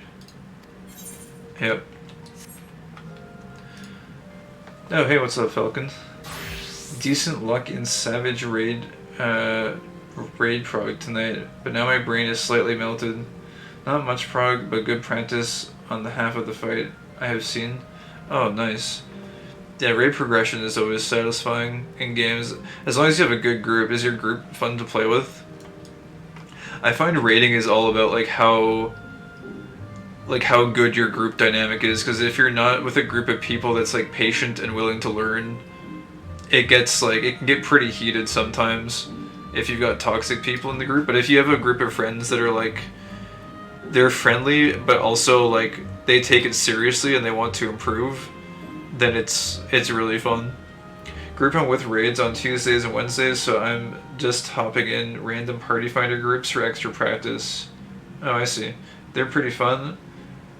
Met them on PF and hit it off. PF. I'm not sure what PF is. There's a new quest from Braya, apparently. What is this? Wait, Unicorn Whistle. This whistle emits a shrill tone that is said to summon a legendary unicorn, rainbow-colored barding optional. Brea has need of a benevolent adventurer to tend a wounded beast.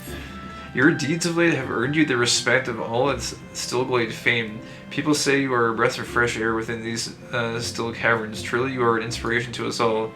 Having plied you with praise, I would make a request of you. An unusual creature has appeared near Falgord Float in the North Shroud. Witnesses report that it is badly wounded. While it hasn't proven itself a danger to the locals, a wounded beast is unpredictable at the best of times. Please find it and provide it with such succor as you are able.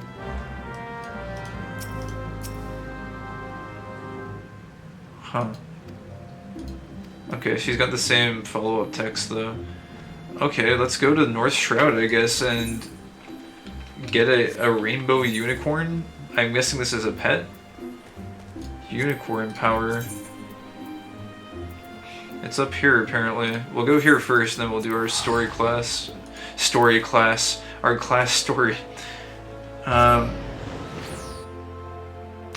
Party Finder. Oh yeah, you get a free mount just for doing the White Mage job quests.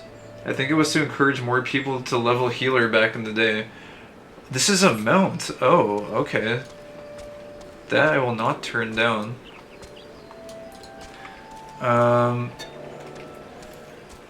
Alright, this is an entire zone also, it looks like. Level 28, level 28. We might not necessarily do all of these ones yet. I'd prefer to kind of wait until it syncs up a little bit more, maybe with either like the main story quest or I don't know, just anything else. We're not really, I feel like we're not really supposed to be spending a ton of time here just yet. We could. I'm kind of just here for the unicorn though at this point. But I'm sure we'll learn more about this place soon enough. It's weird because we haven't I guess this is technically the next hub in this zone, because the last time we were here was Hearst Mill. This is super low level stuff. We never got sent up here though, to like the Exali logging grounds. We hear a ton about the Exali, but we don't really like fight them in any real capacity. It's just interesting. Anyways. Yeah, with the way they've adjusted A Realm Reborn over the years, it's pretty impossible to not wind up being over-leveled. Oh yeah, no. And to be honest, I was talking about this earlier, but on Conjurer in particular, I have no qualms being over-leveled. Like, I'm level 37 right now. And the White Mage quest I just did, I think you're supposed to be level 30 for it, but it auto-syncs you to level 34, and I literally almost got burst down. I had like 100 HP remaining. The mobs they send after you, they cast Blizzard. There's like 2 imps and another demon, and they cast Blizzard, and the burst damage they do is absolutely bonkers. It was completely crazy. Which is fine. Level sync means content is also relevant. No, it won't sync you up. It will only sync you down. Yeah, no. I didn't mean it will sync you up, but it, when I was talking about the story quest I just did, it sends you there at level 30. That's the earliest you can do it. But it said that when you get synced down, it syncs you down to level 34. So it means like basically there's a discrepancy of about 4 levels between when they send you on that quest and the maximum level they allow you to like take part in it. And I'm just saying that even with those 4 extra levels that I had, it kicked my ass like really badly. It was not an easy fight. Anyways, there's an injured mare here. The creature appears to be in great pain. Wait. Use cure to heal the injured beast at Elder Springs. Okay. Can I use cure too? Is that acceptable? Oh, maybe not actually. I think you actually have to literally just use cure. Wait, what? Is it targeting me? Let me try using cure. Oh yeah, you literally have to use cure. No cure 2. No overhealing allowed.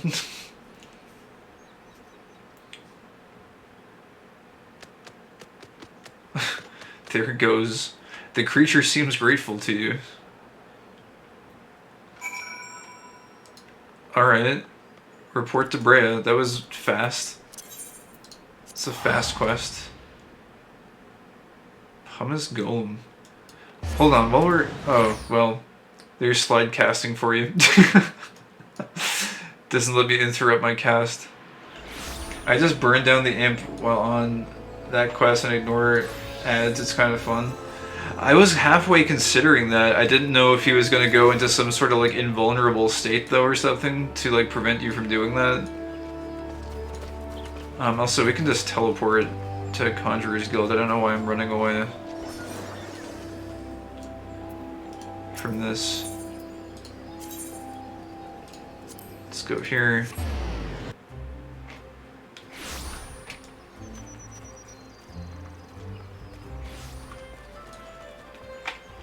I don't know if I want to really replace my Chocobo though. I mean, my Chocobo is my Chocobo, you know? You know my Chocobo, you know? What is a Dragoon doing here? Yes, Dragoon, you look very cool with your Dragoon armor. It looks very badass, but what are you doing here? Welcome back, Kai. Were you able to find the creature? And what did it look like, if I may ask? 4-legged and tall, with a pristine white coat, and a single horn protruding from its brow. There is no mistake, that was a unicorn you healed. Unicorns are rare and majestic beasts native to the inner region of Korthus. They are extremely shy and are wont to avoid all contact with man. The notion that you are able to gain its trust is most thrilling. I've seen enough wild creatures to know that its behavior towards you means more than simple gratitude. Nay, the unicorn must have sensed kinship in you. Should you doubt my words, Kai, pray take this whistle and prepare yourself. A truly uplifting experience awaits. Okay, I guess you get a free mount if you're a healer. That's interesting to note. But at this point, it's more of just a aesthetic / cosmetic adjustment. I wouldn't mind taking a quick look at it though. I guess we gotta go outside the town to use it though. We can use the whistle, of course, but so we'll use this. You can now summon the unicorn mount. Poggers. Where are we going? Seer Folly. Seek out Reo Senna at Evershade. I'm not even sure where Evershade is. I don't even know if I've heard of that before. Where is this? Oh, it's in Bent Branch Meadows. Okay. Oh, and this is that one place. Okay. There's that one place. I don't know if there's like, I don't know what's there. It's like a wide open field or something. It's right next to that giant tree root that you use to go up to the higher level area of the zone. Okay, let's take a look at Mount Guide. Let's see here.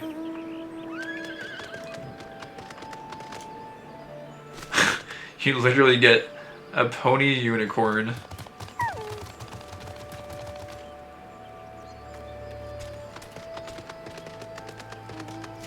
And it has sparkles coming out of its butt. This is kind of cool for a change of pace, I guess. You can ride a unicorn around.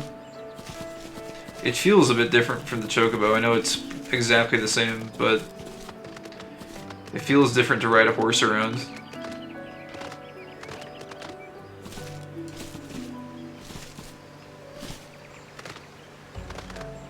I thought there was mention of like rainbows. I thought like maybe when you jumped or something it would shoot rainbows out of its butt, but I guess that's too much to ask.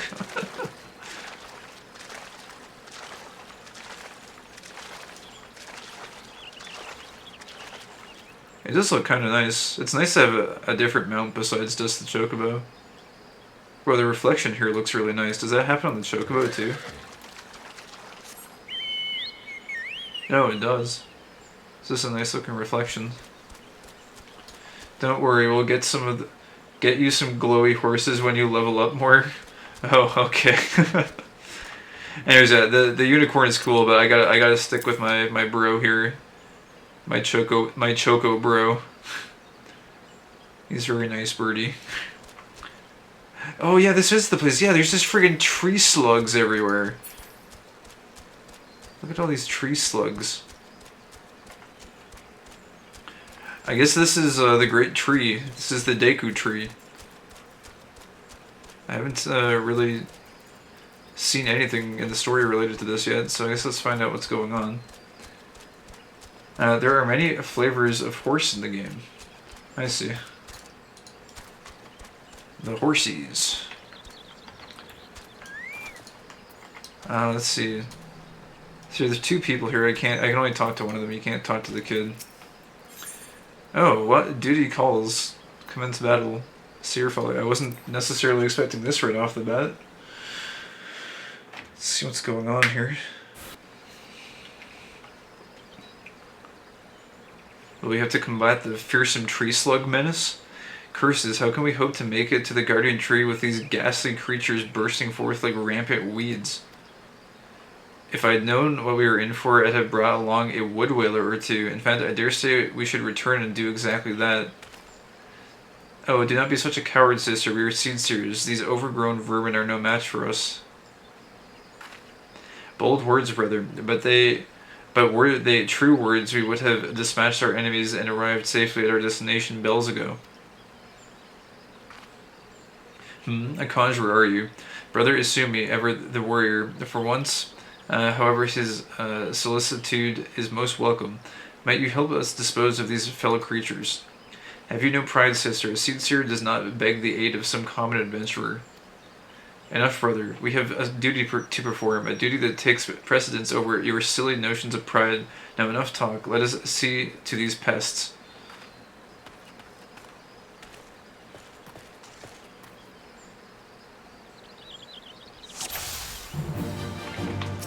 Oh, geez, these are... I thought we were going to deal with some slugs. These are not slugs. These are, large boys. I guess let's deal with the ads first.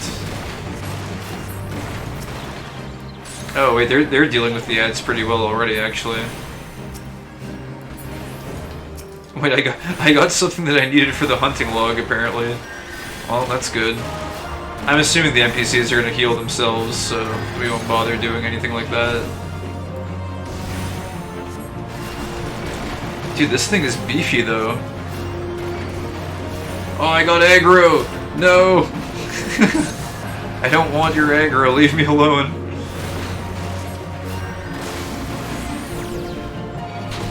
Oh, jeez, dude. Oh, I'm silenced. Okay, wait, don't I have something for that? Instantly cures blindness. Antidote. I think it's eye drops, isn't it? Oh, they healed me. Okay. Well, I guess I don't need to worry about it. I think that's the first time I've been silenced. It seems like it would be quite a problem in a dungeon if that were ever to happen. I think it... What was it? There's some potion. I might have it. I'll check after.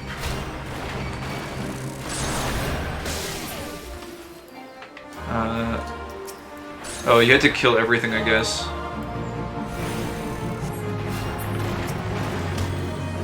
Deal with these pests. The nuisance brigade. Get them out of here.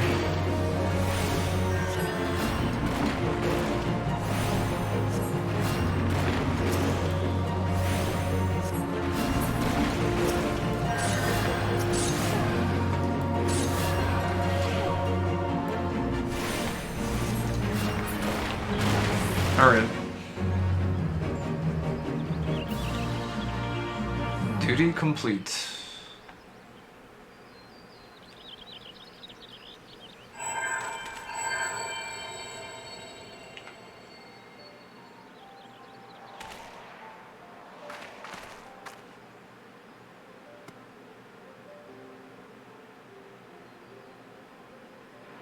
That crystal, do my eyes deceive me, or does this adventure inherit the legacy of a Tawa Kant?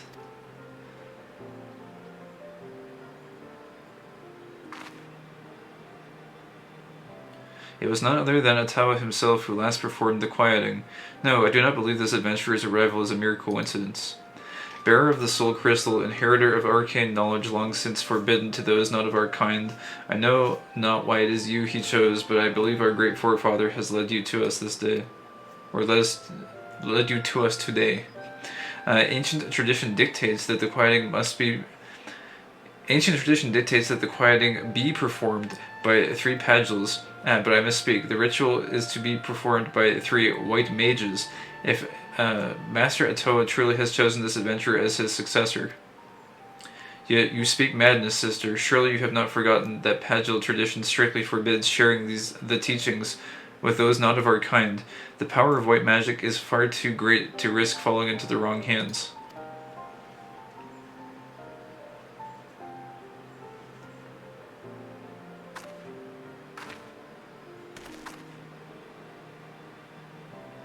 And so you would uphold tradition merely for tradition's sake, even at the risk of incurring the Great One's wrath and bringing disaster upon our forest home. Have you so little faith in your own abilities, sister? We are seed seers, more than capable of slaying any beasts in our way and carrying out the ritual on our own.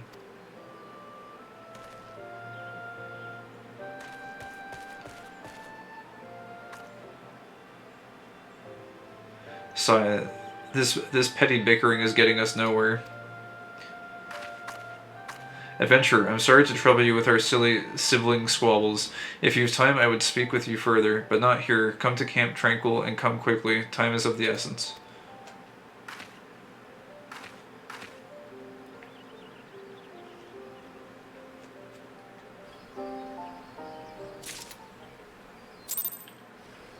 Okay. Why was quest typed in party? That's kind of weird. Alright. Camp Tranquil.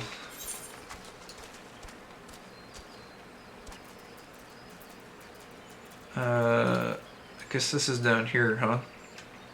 Yeah, it is. This is kind of the level range where White Mage starts to get good. Regen is so nice. And at 45, you'll get Holy, which is very good. Oh, it's at 45? Oh, nice. Yeah, it looks like Regen is the level 35 job quest. So that's after this one. Regen is a heal over time. It heals more than Cure 2, just over 18 seconds. Yeah, having a heal over time would be extremely nice to have. Although I guess you probably won't be able to use it in lower level dungeons. It would just be so nice to be able to actually throw hots on people. Because you can put damage over times on people, but on the enemies, but you can't put heal over time, which is quite bothersome, honestly. Oh yeah, I was gonna look. So eye drops get rid of blindness. Antidote. Oh, echo drops. Instantly cures silence. Yeah, this is the one. This is not on my bar. I might need to get some more of those at some point.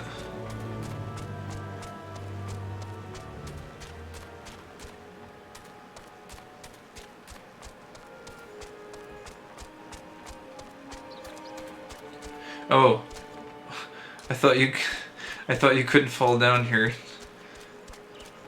Jumping quest failed. Proceed to the top of the pillar to try again.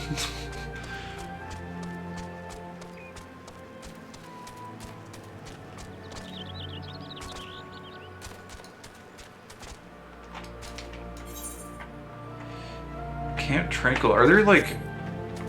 I just realized, are there quests here too? Because like, if we're here and the story took us here, I kind of wouldn't mind taking a look at this place, but it looks like there's actually no quests. I might just talk to the NPCs here though. Like, if a class quest or a story quest brings me somewhere, I kind of want to learn a little bit about the area. It was a little bit different with the unicorn, because the unicorn was just like... I don't really consider that like a main quest type of deal. Okay, well, there's 2 guards here, and maybe there's 2 more on the other side. I guess we can just talk with these guys and figure out what exactly Camp Tranquil is. It's weird because like it feels like Quarry Mill's role and everything, it almost feels like that would be a better role suited for here since it's right at the entrance to Eastern Thanalan. Generally you'll never use Cure 1 if you can use Cure 2. There's a small chance Cure 1 can proc a free Cure 2, but it's so small it isn't worth it. Unless you're out of MP, it's usually more efficient to just do Cure 2 instead of multiple Cure 1s. Yeah, I guess so. The only thing I can see though with Cure is it's got a faster cast time. You get like a 50 or like a half a second faster cast time, so if you need a clutch heal, like if you've already burned your swift cast Cure 2, then if you needed to just like top someone off or something, a Cure 1 might be okay. But yeah, other than that, Cure 2 is definitely more mana efficient, I think. Actually, no, I mean, is it more mana efficient? I don't know, I'd have to do the math, but... it would be 800 versus 900. I don't know. I'm pretty bad at math on the fly. It seems like... Actually, yeah, no, it's more mana efficient also, but it's like not really worth. It seems like there's still some utility to Cure 1. Like you get the faster cast time and you get slightly higher mana efficiency. I guess it just depends on how you want to work your rotation to like work damage into your flow. But yeah. Let's see what these NPCs want to do. If you're headed to Thanalan, know that traveling with peddlers or by carriage ain't no guarantee of safety. Too many adventurers oft forget that. That's interesting. This guy's actually like saying like if we're headed to Thanalan, so he's like, if you're heading outwards. Like he's basically, his dialogue is not directed towards Camp Tranquil. It's like if you're on your way out. South Shroud Landing. I'm kind of curious what this place is. Yeah, there's niche uses. 2 Cure 1s heals slightly more, but it's 2 casts to do it. Yeah, that's true. Eventually, you just kind of get a feel for how much Cure 2 restores and wait for the tank's health bar to drop there. Yeah, I was mentioning that earlier. There was, I don't know if it's applicable to the situation I was in, but there was an instance where a healer was letting my health drop really low. Like, much lower than I was comfortable with tanking. And I assumed, like, either they didn't know what they were doing, or that they were, like, just, I don't know, just not really paying as much attention as they should to my health bar. I'm not sure if it was maybe a conjurer that had Cure 2. I don't know what level they were in the dungeon, so I can't really tell. Oh, this is where all the poachers are coming from. I see. Maybe there's a quest that sends us here sometime in the future. That's neat, though. We found our poachers. There's very little that will just burst you down in dungeons, so if a healer knows what they're doing, they can let the tank's health yo-yo a bit. Yeah, that's what I've been learning a little bit. I did some dungeons off stream today as well. Because I don't mind like learning on stream, but I wanted to just grind out a few. And it, at least at the level I'm at right now, like I played a lot of WoW back in the day, like WoW tanking. And in WoW, you would basically the levels that people let your health drop to in Final Fantasy, you would never let a tank's health drop that low in WoW just because of the burst potential of a lot of the mobs. Like if you're in the 25% health range in WoW, it's like you're at risk of dying at any moment. Like you could get crit or they might use an ability or something. So that's a big no-no. You always keep your tank topped off even in dungeons. But with the way the damage kind of gets distributed in FF14, it feels like it comes in very predictable waves, and it's usually like predictable chunks of about 10 to 25% of their HP. So with those predictable waves in mind, it seems a lot easier to like kind of calculate when you want to pop off a big heal. So I think for me, a little bit of the adjustment has been kind of shifting to a mindset where it's okay to be at lower HP ranges in this game in particular. I can't speak to higher level content if that's going to remain consistent, but at least for the lower level dungeons, it's okay. Although I don't know about that one. What is that one called? Temple of Carn. Like I don't know about dropping to 25% HP in Carn just because the burst is insane. Like you literally get chunked for 50% of your HP in this place. Although, I don't know, I've updated my gear since then, so maybe it would be a bit easier, but I don't know. Could be someone new or something, someone who knew what they were doing. Hard to know though, and it can be scary. Depends on the healer too. White Mage gets Benediction at level 50, which is a free 100% heal every 3 minutes. Holy crap. Other healers don't like letting health drop so much. Sage doesn't do big burst healing well, so it's more about mitigation and healing over time. Right. Gotcha. Yeah, all these different play styles, I guess I'll need to learn as a tank also, because when I'm partying with different healers, I guess I'll need to understand kind of what their healing style is so I don't react poorly to whatever their play style is. But yeah. Anyways, I don't think there should be too much dialogue here, and there's no quest, so let's just find out very quickly what Camp Tranquil is all about. Take the lumber line due north through the forest, and she'll take you to Gridania, ... eventually.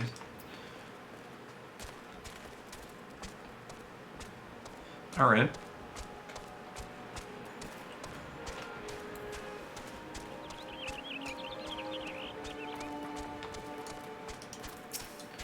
You are come to Camp Tranquil. Is there aught you wish to know? What do you do here? As a woodwheeler, I have charge over the security of the camp and the surrounding area. Ever since the calamity, we have taken on the added responsibility of maintaining the hanging bridges that span the breadth of Roots Lake. It may seem like drudgery, but I would sooner replace a few planks than haul out every single overladen carriage that becomes stuck in one of the muddy pools below. Oh, that does make sense. Yeah. What kind of place is this? This camp is an important waypoint along the lifeline of trade between Gridania and Ul'dah.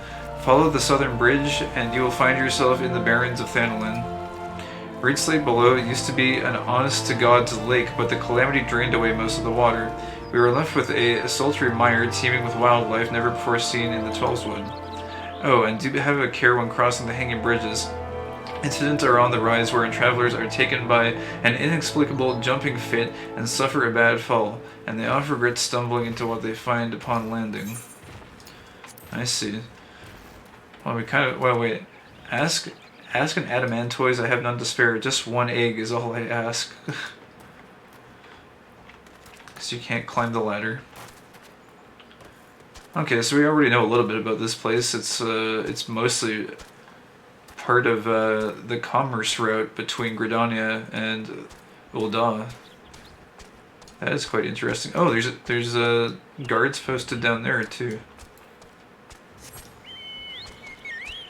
We could just jump down there and take the fall damage, but we could also just kind of take the scenic route here. Some dungeons have very spicy wall-to-wall pulls, but it's nice to check with your healer first because it will make them work. Yeah, it feels like, at least for Carn, I probably wouldn't do huge pulls almost under any circumstances, unless my gear maybe gets quite a bit better. And like compensates for that level of difficulty. Nothing remained of Camp Tranquil after the calamity. No burnt cloth, no shattered timbers, not a single survivor. The only life left in this accursed swamp is too damn stubborn to die. Aye, that goes for us too. The wet and the stink. It's like living in a cheesemonger's sock. Worst assignment ever.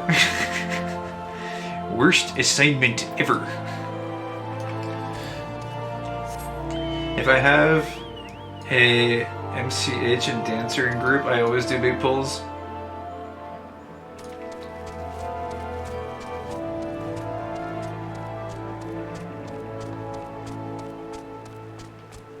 Dancer AoE is pretty mean.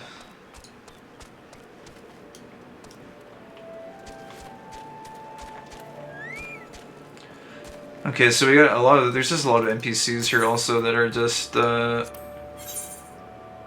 ooh, steel goggles. Control and perception. Man, I hate that in this game, goggles, like, they don't have lenses.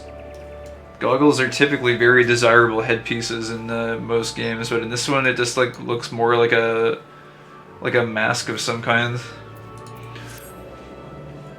Mithril magnifiers. Oh, those ones look kind of cool. All classes. Angler's hat.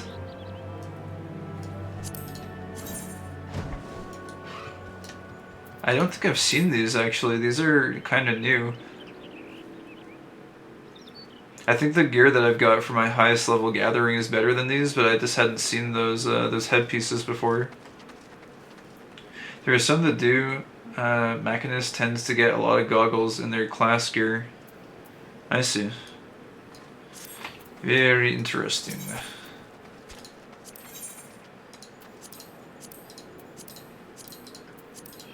Oh, I guess we're still repaired. That's nice.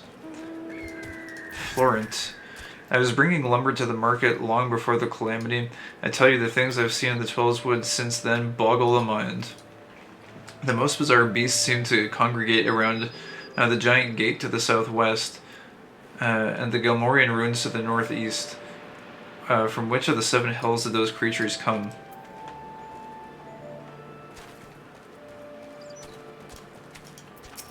Aren't you curious about that giant door to the southwest? They say it's sealed to prevent some poisonous mist from leaking out, but I'm not fool enough to fall for that.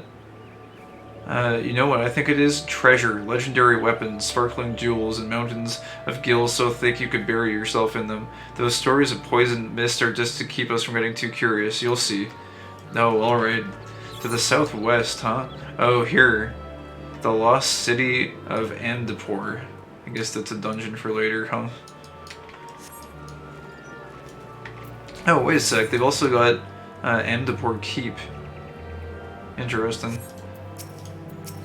Matron's teats, those turtles are huge.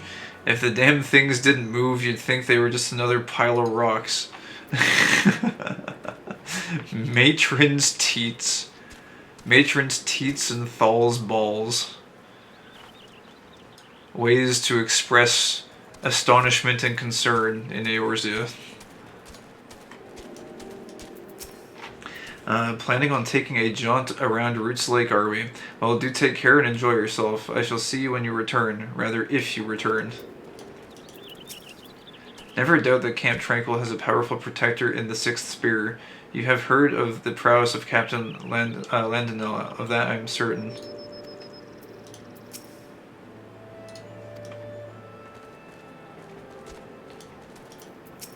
Ever since the calamity, the flow of aether around Camp Tranquil has been unstable, and the land has struggled to heal its wounds.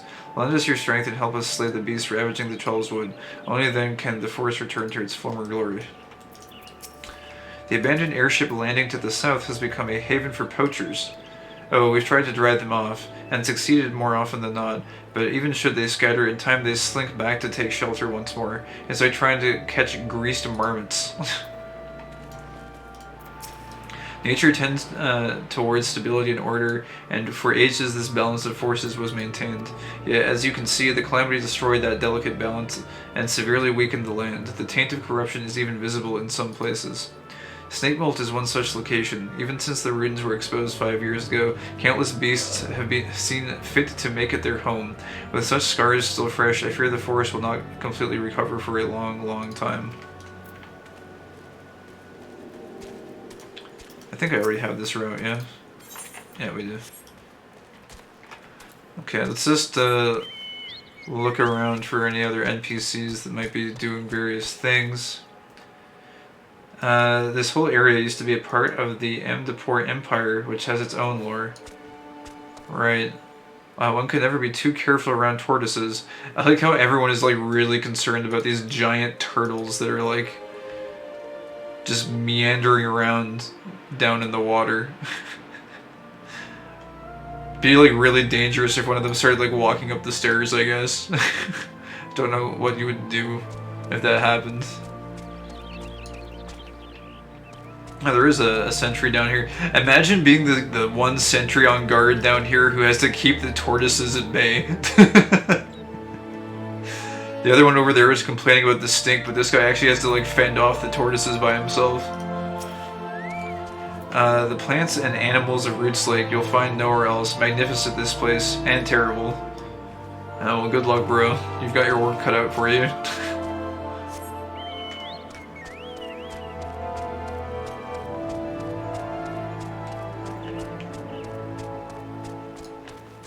Alright, I think that's most everything up here. Oh, Hunter Scholar. Guess we get to hear about beasties. Another day, another adventure after an elite mark. What do you do here? My business is the elite marks. I hunt those that disturb the peace and study them as well. They that slay an elite mark are rewarded in allied seals, though the satisfaction of a job well done ought to be enough. Still, the bounty brings more eyes and swords to these parts, and that is most welcome. Is it most welcome? Oh, he's not from around here, is he? He's not a Gridanian. I was gonna say, if you were... Wait a minute, but he is wearing the Twin Adder, I guess, regalia. Because typically speaking, people from Gridania don't like it when more people come to their province. I guess this guy is maybe not of the same mind, which is cool. Anyways, I would tell you more of the elite marks here if you have a mind to ask. Many come on the hunt green and callow, not even knowing that elite marks are ranked according to danger. Poor fools, I have seen them seeking a rank S mark in vain, and if they had found it, they would likely have lost their lives to these most deadly prey. Tell me about the B elite rank mark, Monarch Ogrefly. Oh, I've actually seen that one. Monarch Ogrefly, the dread vilekin of the lost city of Amdapor, the barrier that seals in its infestations is considered sound. Yet even God's quiver could not stop the monstrous Ogreflies from escaping with their deadly taint and mold and burrs. Tell me about the A elite mark, Guide T Malice. The first among gremlins in the saltiness of speech, Guide Malice finally lost its place in Amdapor after one too many contumellies. Guide Malice wouldn't be the first to fall out with its gremlin mates. Thin skin and big mouths make for an uneasy combination. Tell me about the rank S elite Mind Flayer. Mind Flayers are major void scent, notable for their dealings with the remnants of the lambs of Dalamud in the Black Shroud. Of the 12 tiers of the void scent hierarchy put forth by scholars, Mind Flayers fall into the 5th. They have a grisly penchant for sucking out the brains of men, their favorite prey. Most rumors are to be dismissed out of hand, yet this is not one of them.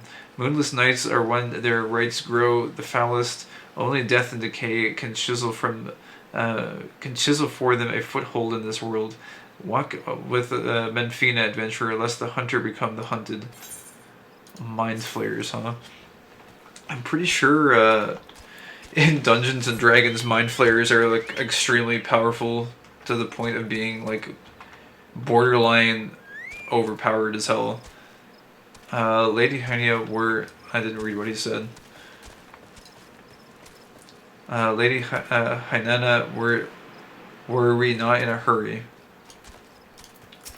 The hells with the god's damned elementals, this god's damned swamp, and this god's damned wood whaler. How long must I wait to make one god's damned delivery? Gods, I should have never left Ul'dah. Oh, another adventurer. Move along, I have my hands full with this merchant. We have strict rules requiring all foreign goods to be inspected by a mage before crossing our borders. Alas, some outsiders remain ignorant. Alright. Alright, we should be just about done here. There's a couple more guards stationed up here. Let's see what they have to say. Does the sight shock you? You should have seen it before the calamity. Sweet land it was. Wait, really? I thought they said it was a gigantic lake. I mean, I guess a lake could be pretty nice to look at. The fact that he's calling it sweet land, though. I guess it's a sweet lake. What is he? He's pulling like an Oblivion guard and like running halfway across the map to go attack some like random swarm of bugs. Okay.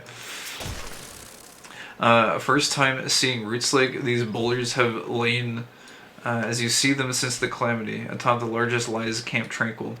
Mind your step as you go, adventurer. The fall may not kill you, but it's certain to leave a mark.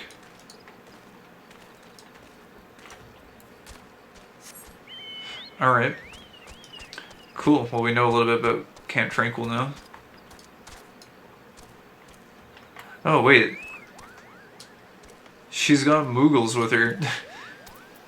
Kupcha Koopa and Pukni Pak.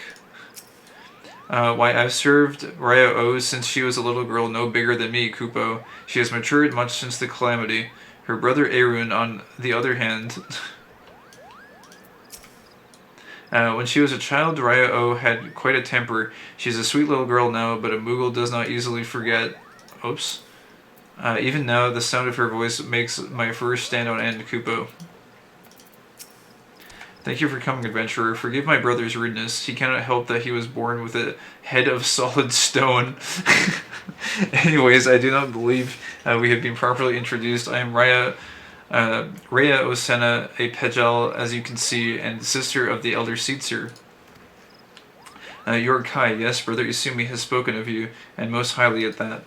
You are no doubt, as you have no doubt heard, my brother Arun and I were en route to the Guardian Tree. There the Great One, by whose grace we dwell here, resides. The gentlest of guardians when at peace, a destructive force that knows... The gentlest of guardians when at peace, a destructive force that knows no bounds when angered. As the Great One goes, so goes our fate. The creatures you helped us dispatch, doubtless they too were roused by hostility by the Great One in his anger. You need only look around you to see. The force grows more and more threatening with each passing hour, so it is that we traveled here to quell the Great One's fury, to perform the quieting. In days of old, the ritual was, without fail, performed by 3 white mages. With our elder sister occupied with her many duties, my brother and I thought to attempt it on our own. Arun was quite confident, but I had my doubts. It was then that you arrived, and shortly thereafter became one of the chosen few to be gifted with a white mage's soul crystal. 'Tis no small honor. That gem marks you as an inheritor of the magic of our ancestors. My brother's pride may blind him, but the signs are clear as day to me. You are not a Pajali, but a Tawakant, meant for you to be here today to perform the ritual with us. A Tawakant is known to all as one of the greatest mages in our history, but even more so, he was known for being something of an eccentric. In defiance of tradition, he bid farewell to his forest home, wandering the realm and healing the wounds of the land and its people wherever he went. A most admirable cause, yes, but alas, Etoa was never to return. He perished in a far-off land, and having taken no apprentices, his legendary powers were lost to us for eternity, or so I believed until I met you. And yet, for all of his stubbornness, there is some truth to my brother's words. Ancient laws forbid us from sharing the teachings of white magic outside of our own kind. There are reasons for this, which I would share with you when the time is right. There are many who would not approve of this arrangement. Still, I am convinced that it is Etoa's will that we bring you into the fold, and so I welcome you, Kai of the White. I can feel the Great One's fury welling up even now. Time is short, and yet, while you may have been chosen by Etoa, I fear your journey as a white mage has just begun. Return to me when you have further honed your skills, and we shall proceed with your training. Next white mage class is available at level 35. Seer Folly. Okay, so we get our white mage soul, and we get Presence of Mind. Reduces spell cast time, and recast time, and auto attack delay by 20% for 15 seconds. That's really good. That is a very, very good ability. Holy crap.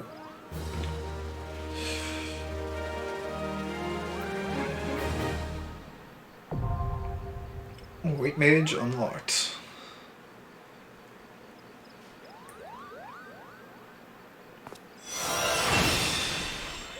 The arcane knowledge of Tawakant flows within you, I think it said.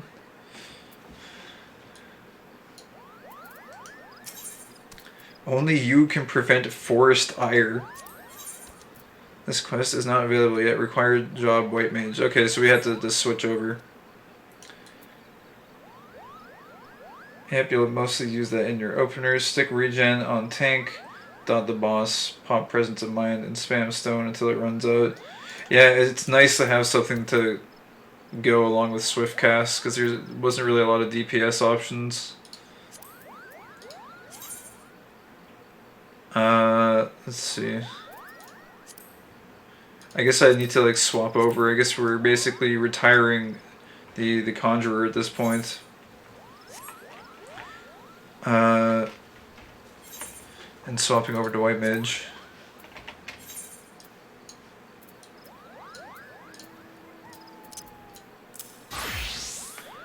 White Mage.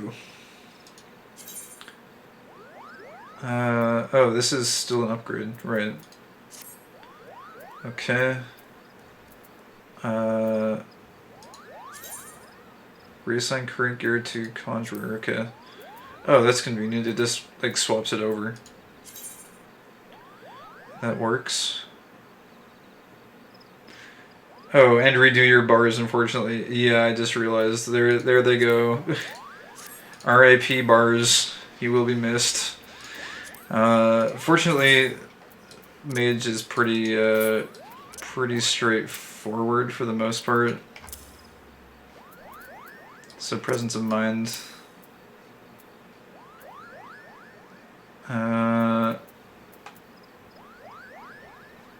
Okay, we want arrow like here.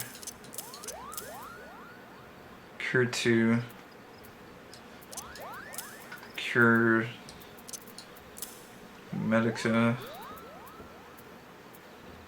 What else did I even have on here? And we want like sprint down there. Even took away my chocobo button.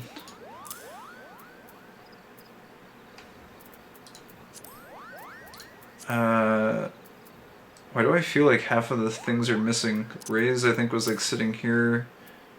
you want it like limit break?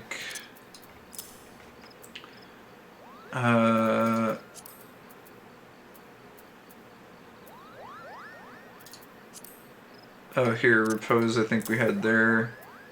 Asuna I think was this on 5 somewhere, and then Swiftcast. I think something like that should be fine.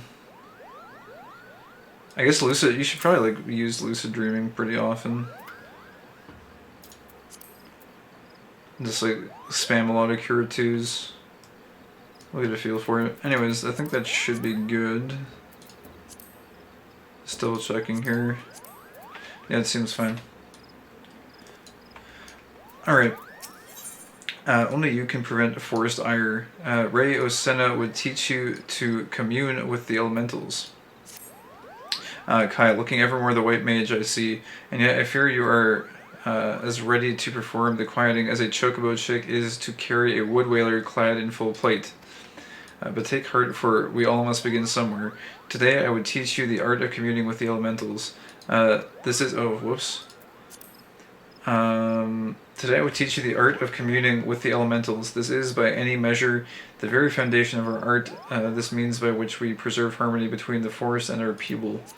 Not far from Sorrel Haven you shall find a tree, a mere sapling in the shadow of the guardian tree, but one that has likewise been consumed by anger and fear. I would ask that you placate this tree. The process is quite simple. Stand before the tree and raise your hands. Commune with the elementals that reside within, and attune yourself to them until your feelings are in absolute harmony. Be forewarned, however, an angry elemental can be as stubborn as my dear brother.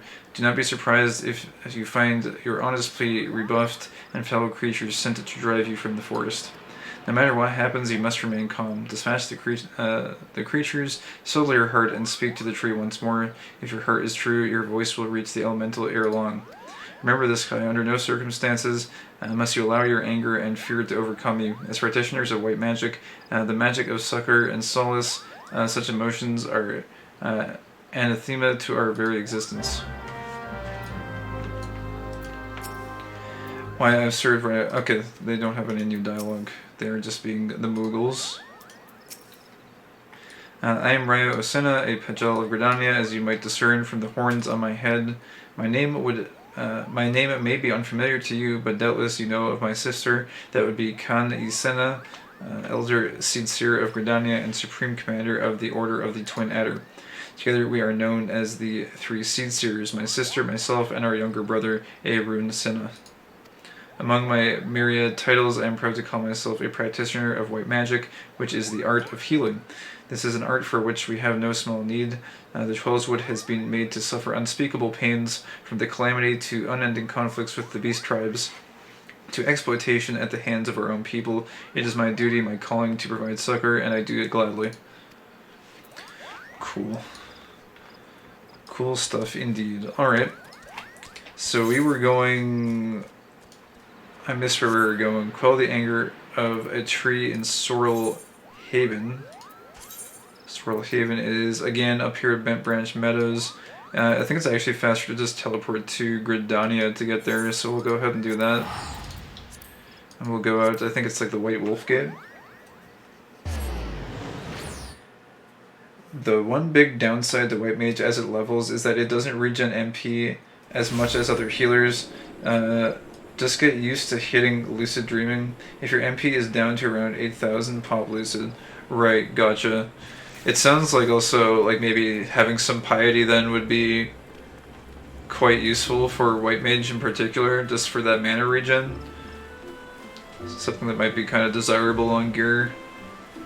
I guess there's like a certain threshold of piety you would want to get to where you don't have mana issues, and then past that point you'd probably want to stack some other stats. Probably, I'm thinking like Determination seems like a really good healer stat. I think it does both the damage you deal and the... yeah, affects... what is this? Affects the amount of damage dealt by both physical and magic attacks, as well as the amount of HP restored by healing spells. Yeah, that seems really good. It's like you would stack like Mind and Determination, basically, it seems like, for White Mage. That's at least my initial thought. I took a wrong turn here also, we gotta go back. Piety is nice, yeah. How much just depends. More piety means you're sacrificing damage stats. Yeah, exactly. It would kind of be a balancing act. Like, you wouldn't want to overstack it. So if you're trying to optimize, you want as little as you're comfortable with, but that's for high-end, best in slot gear. Yeah, of course, of course. That does be making sense. Alright. We want to go... Wait a second. Bent branch. Oh, it's here. I'm still not quite always used to seeing those red patches for the quest. They do blend in really well sometimes. It can be a little bit hard to see. We're all hoping White Mage gets more MP regen in 6.1. Yeah, that might be nice.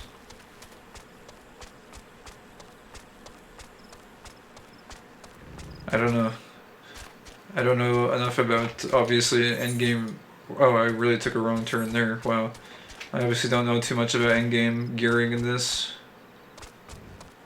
Astro Sage and Scholar get a decent amount of MP by using their core skills, plus Lucid Dreaming. White Mage basically just has Lucid, and one skill you get in HW to get back MP. Huh. Oh, hey, it's these things. I actually need a couple of these.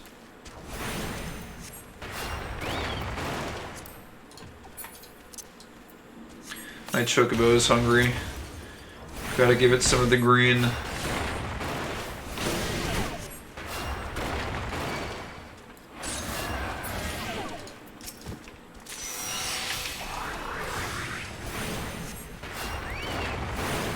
Oh, dude, this casting, though.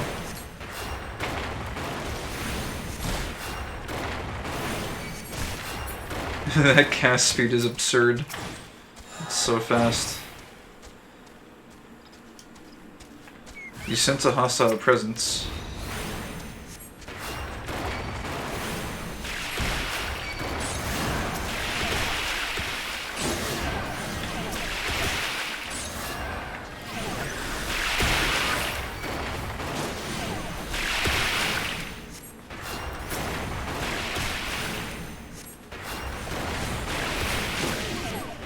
Oh, Heaven's Word expansion, HW, gotcha.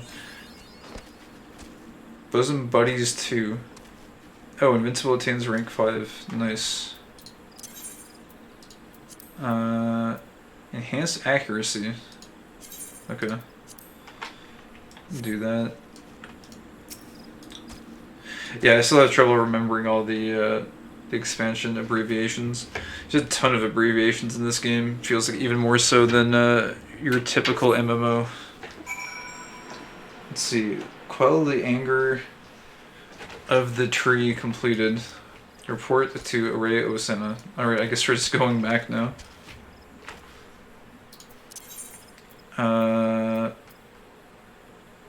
Camp Tranquil. White Mage is a good intro to healing, though. You'll have to level Arcanist to unlock Scholar, but Sage and Astro are unlocked just by hitting a high enough level. Oh, nice.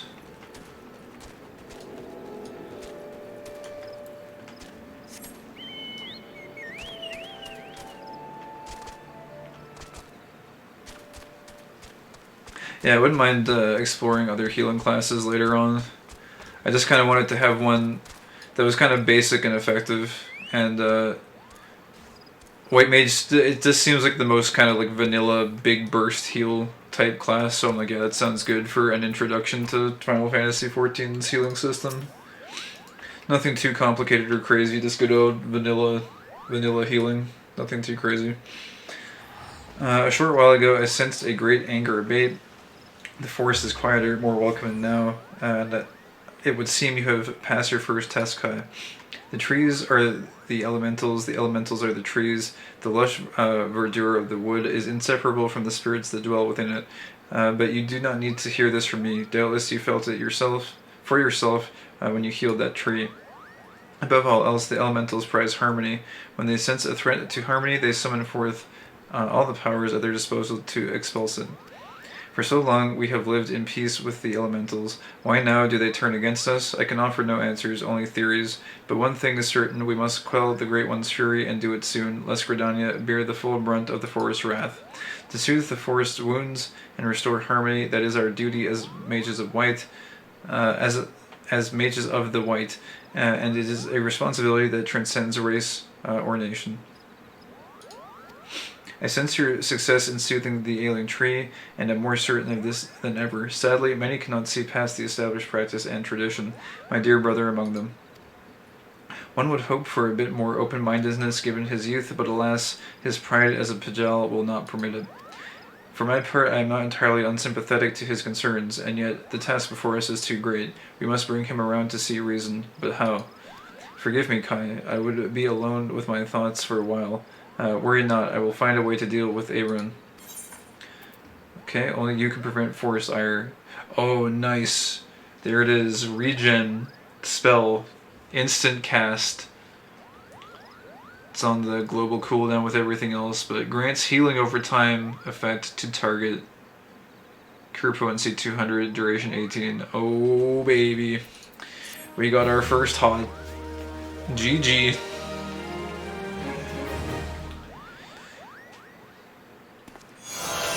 Until Kant speaks unto you, imparting you with knowledge that disappeared from my screen very quickly.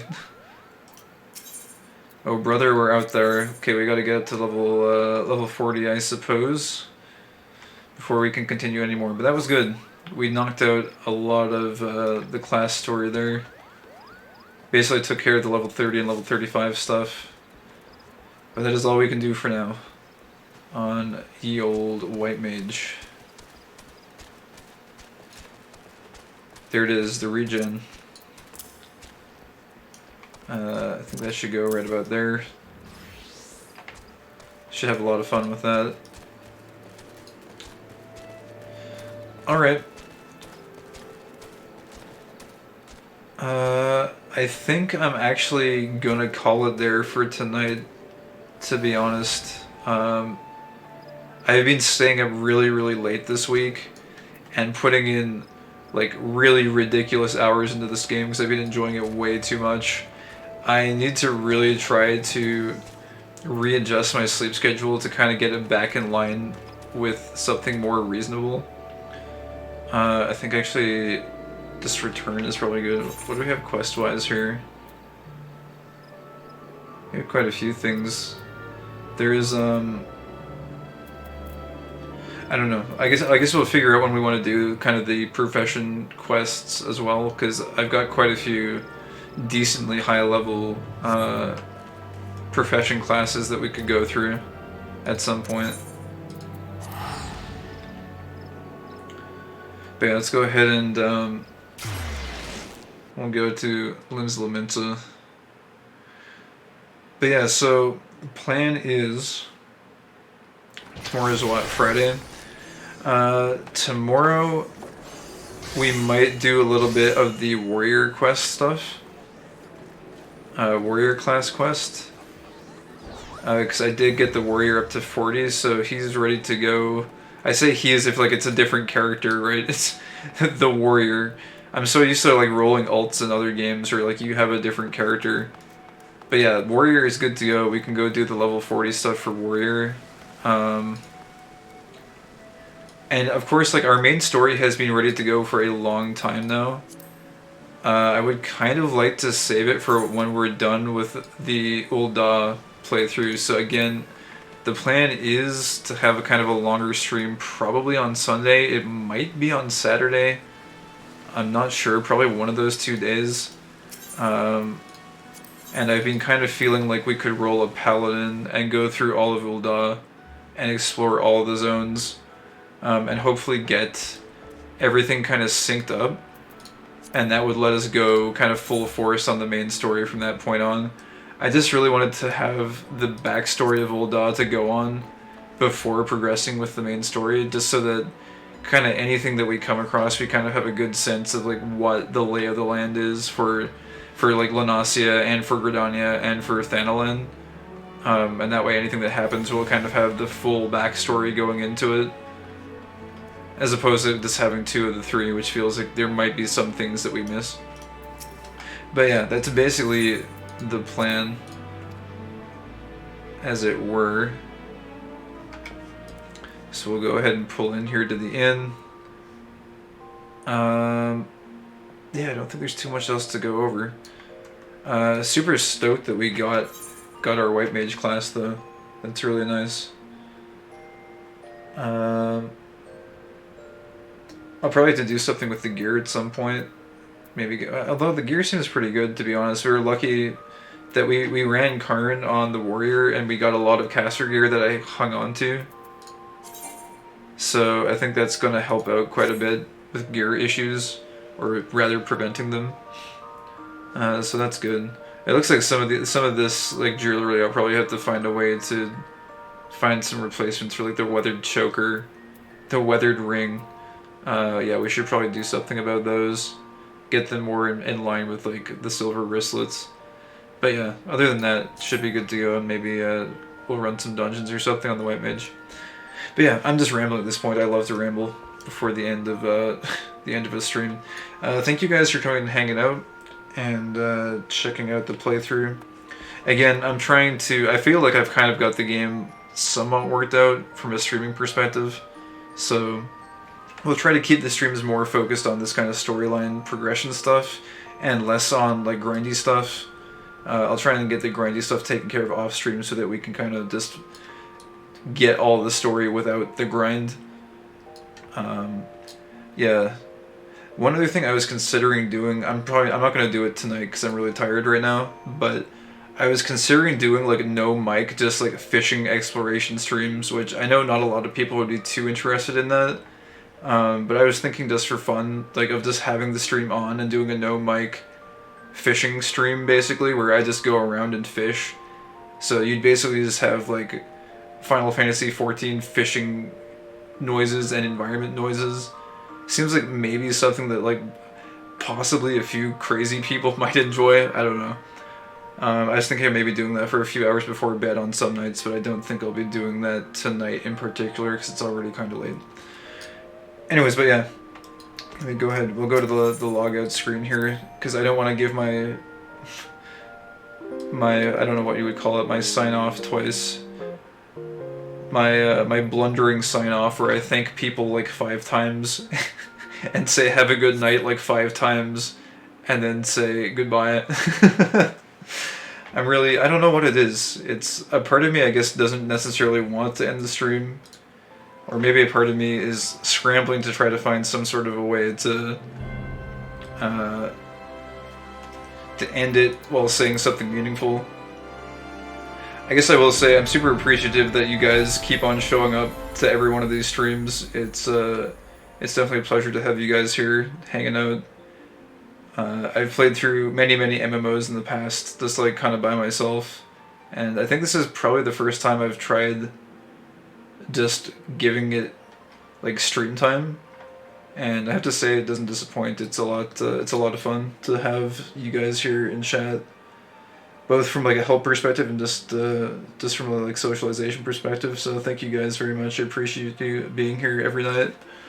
But yeah, that's going to do it for tonight. Here we go. We're going to dive into it. Thank you so much for watching. Have a great night. And I will see you guys tomorrow when we'll probably do some warrior stuff. But yeah, until then, take care, and I will see you next time. Bye-bye.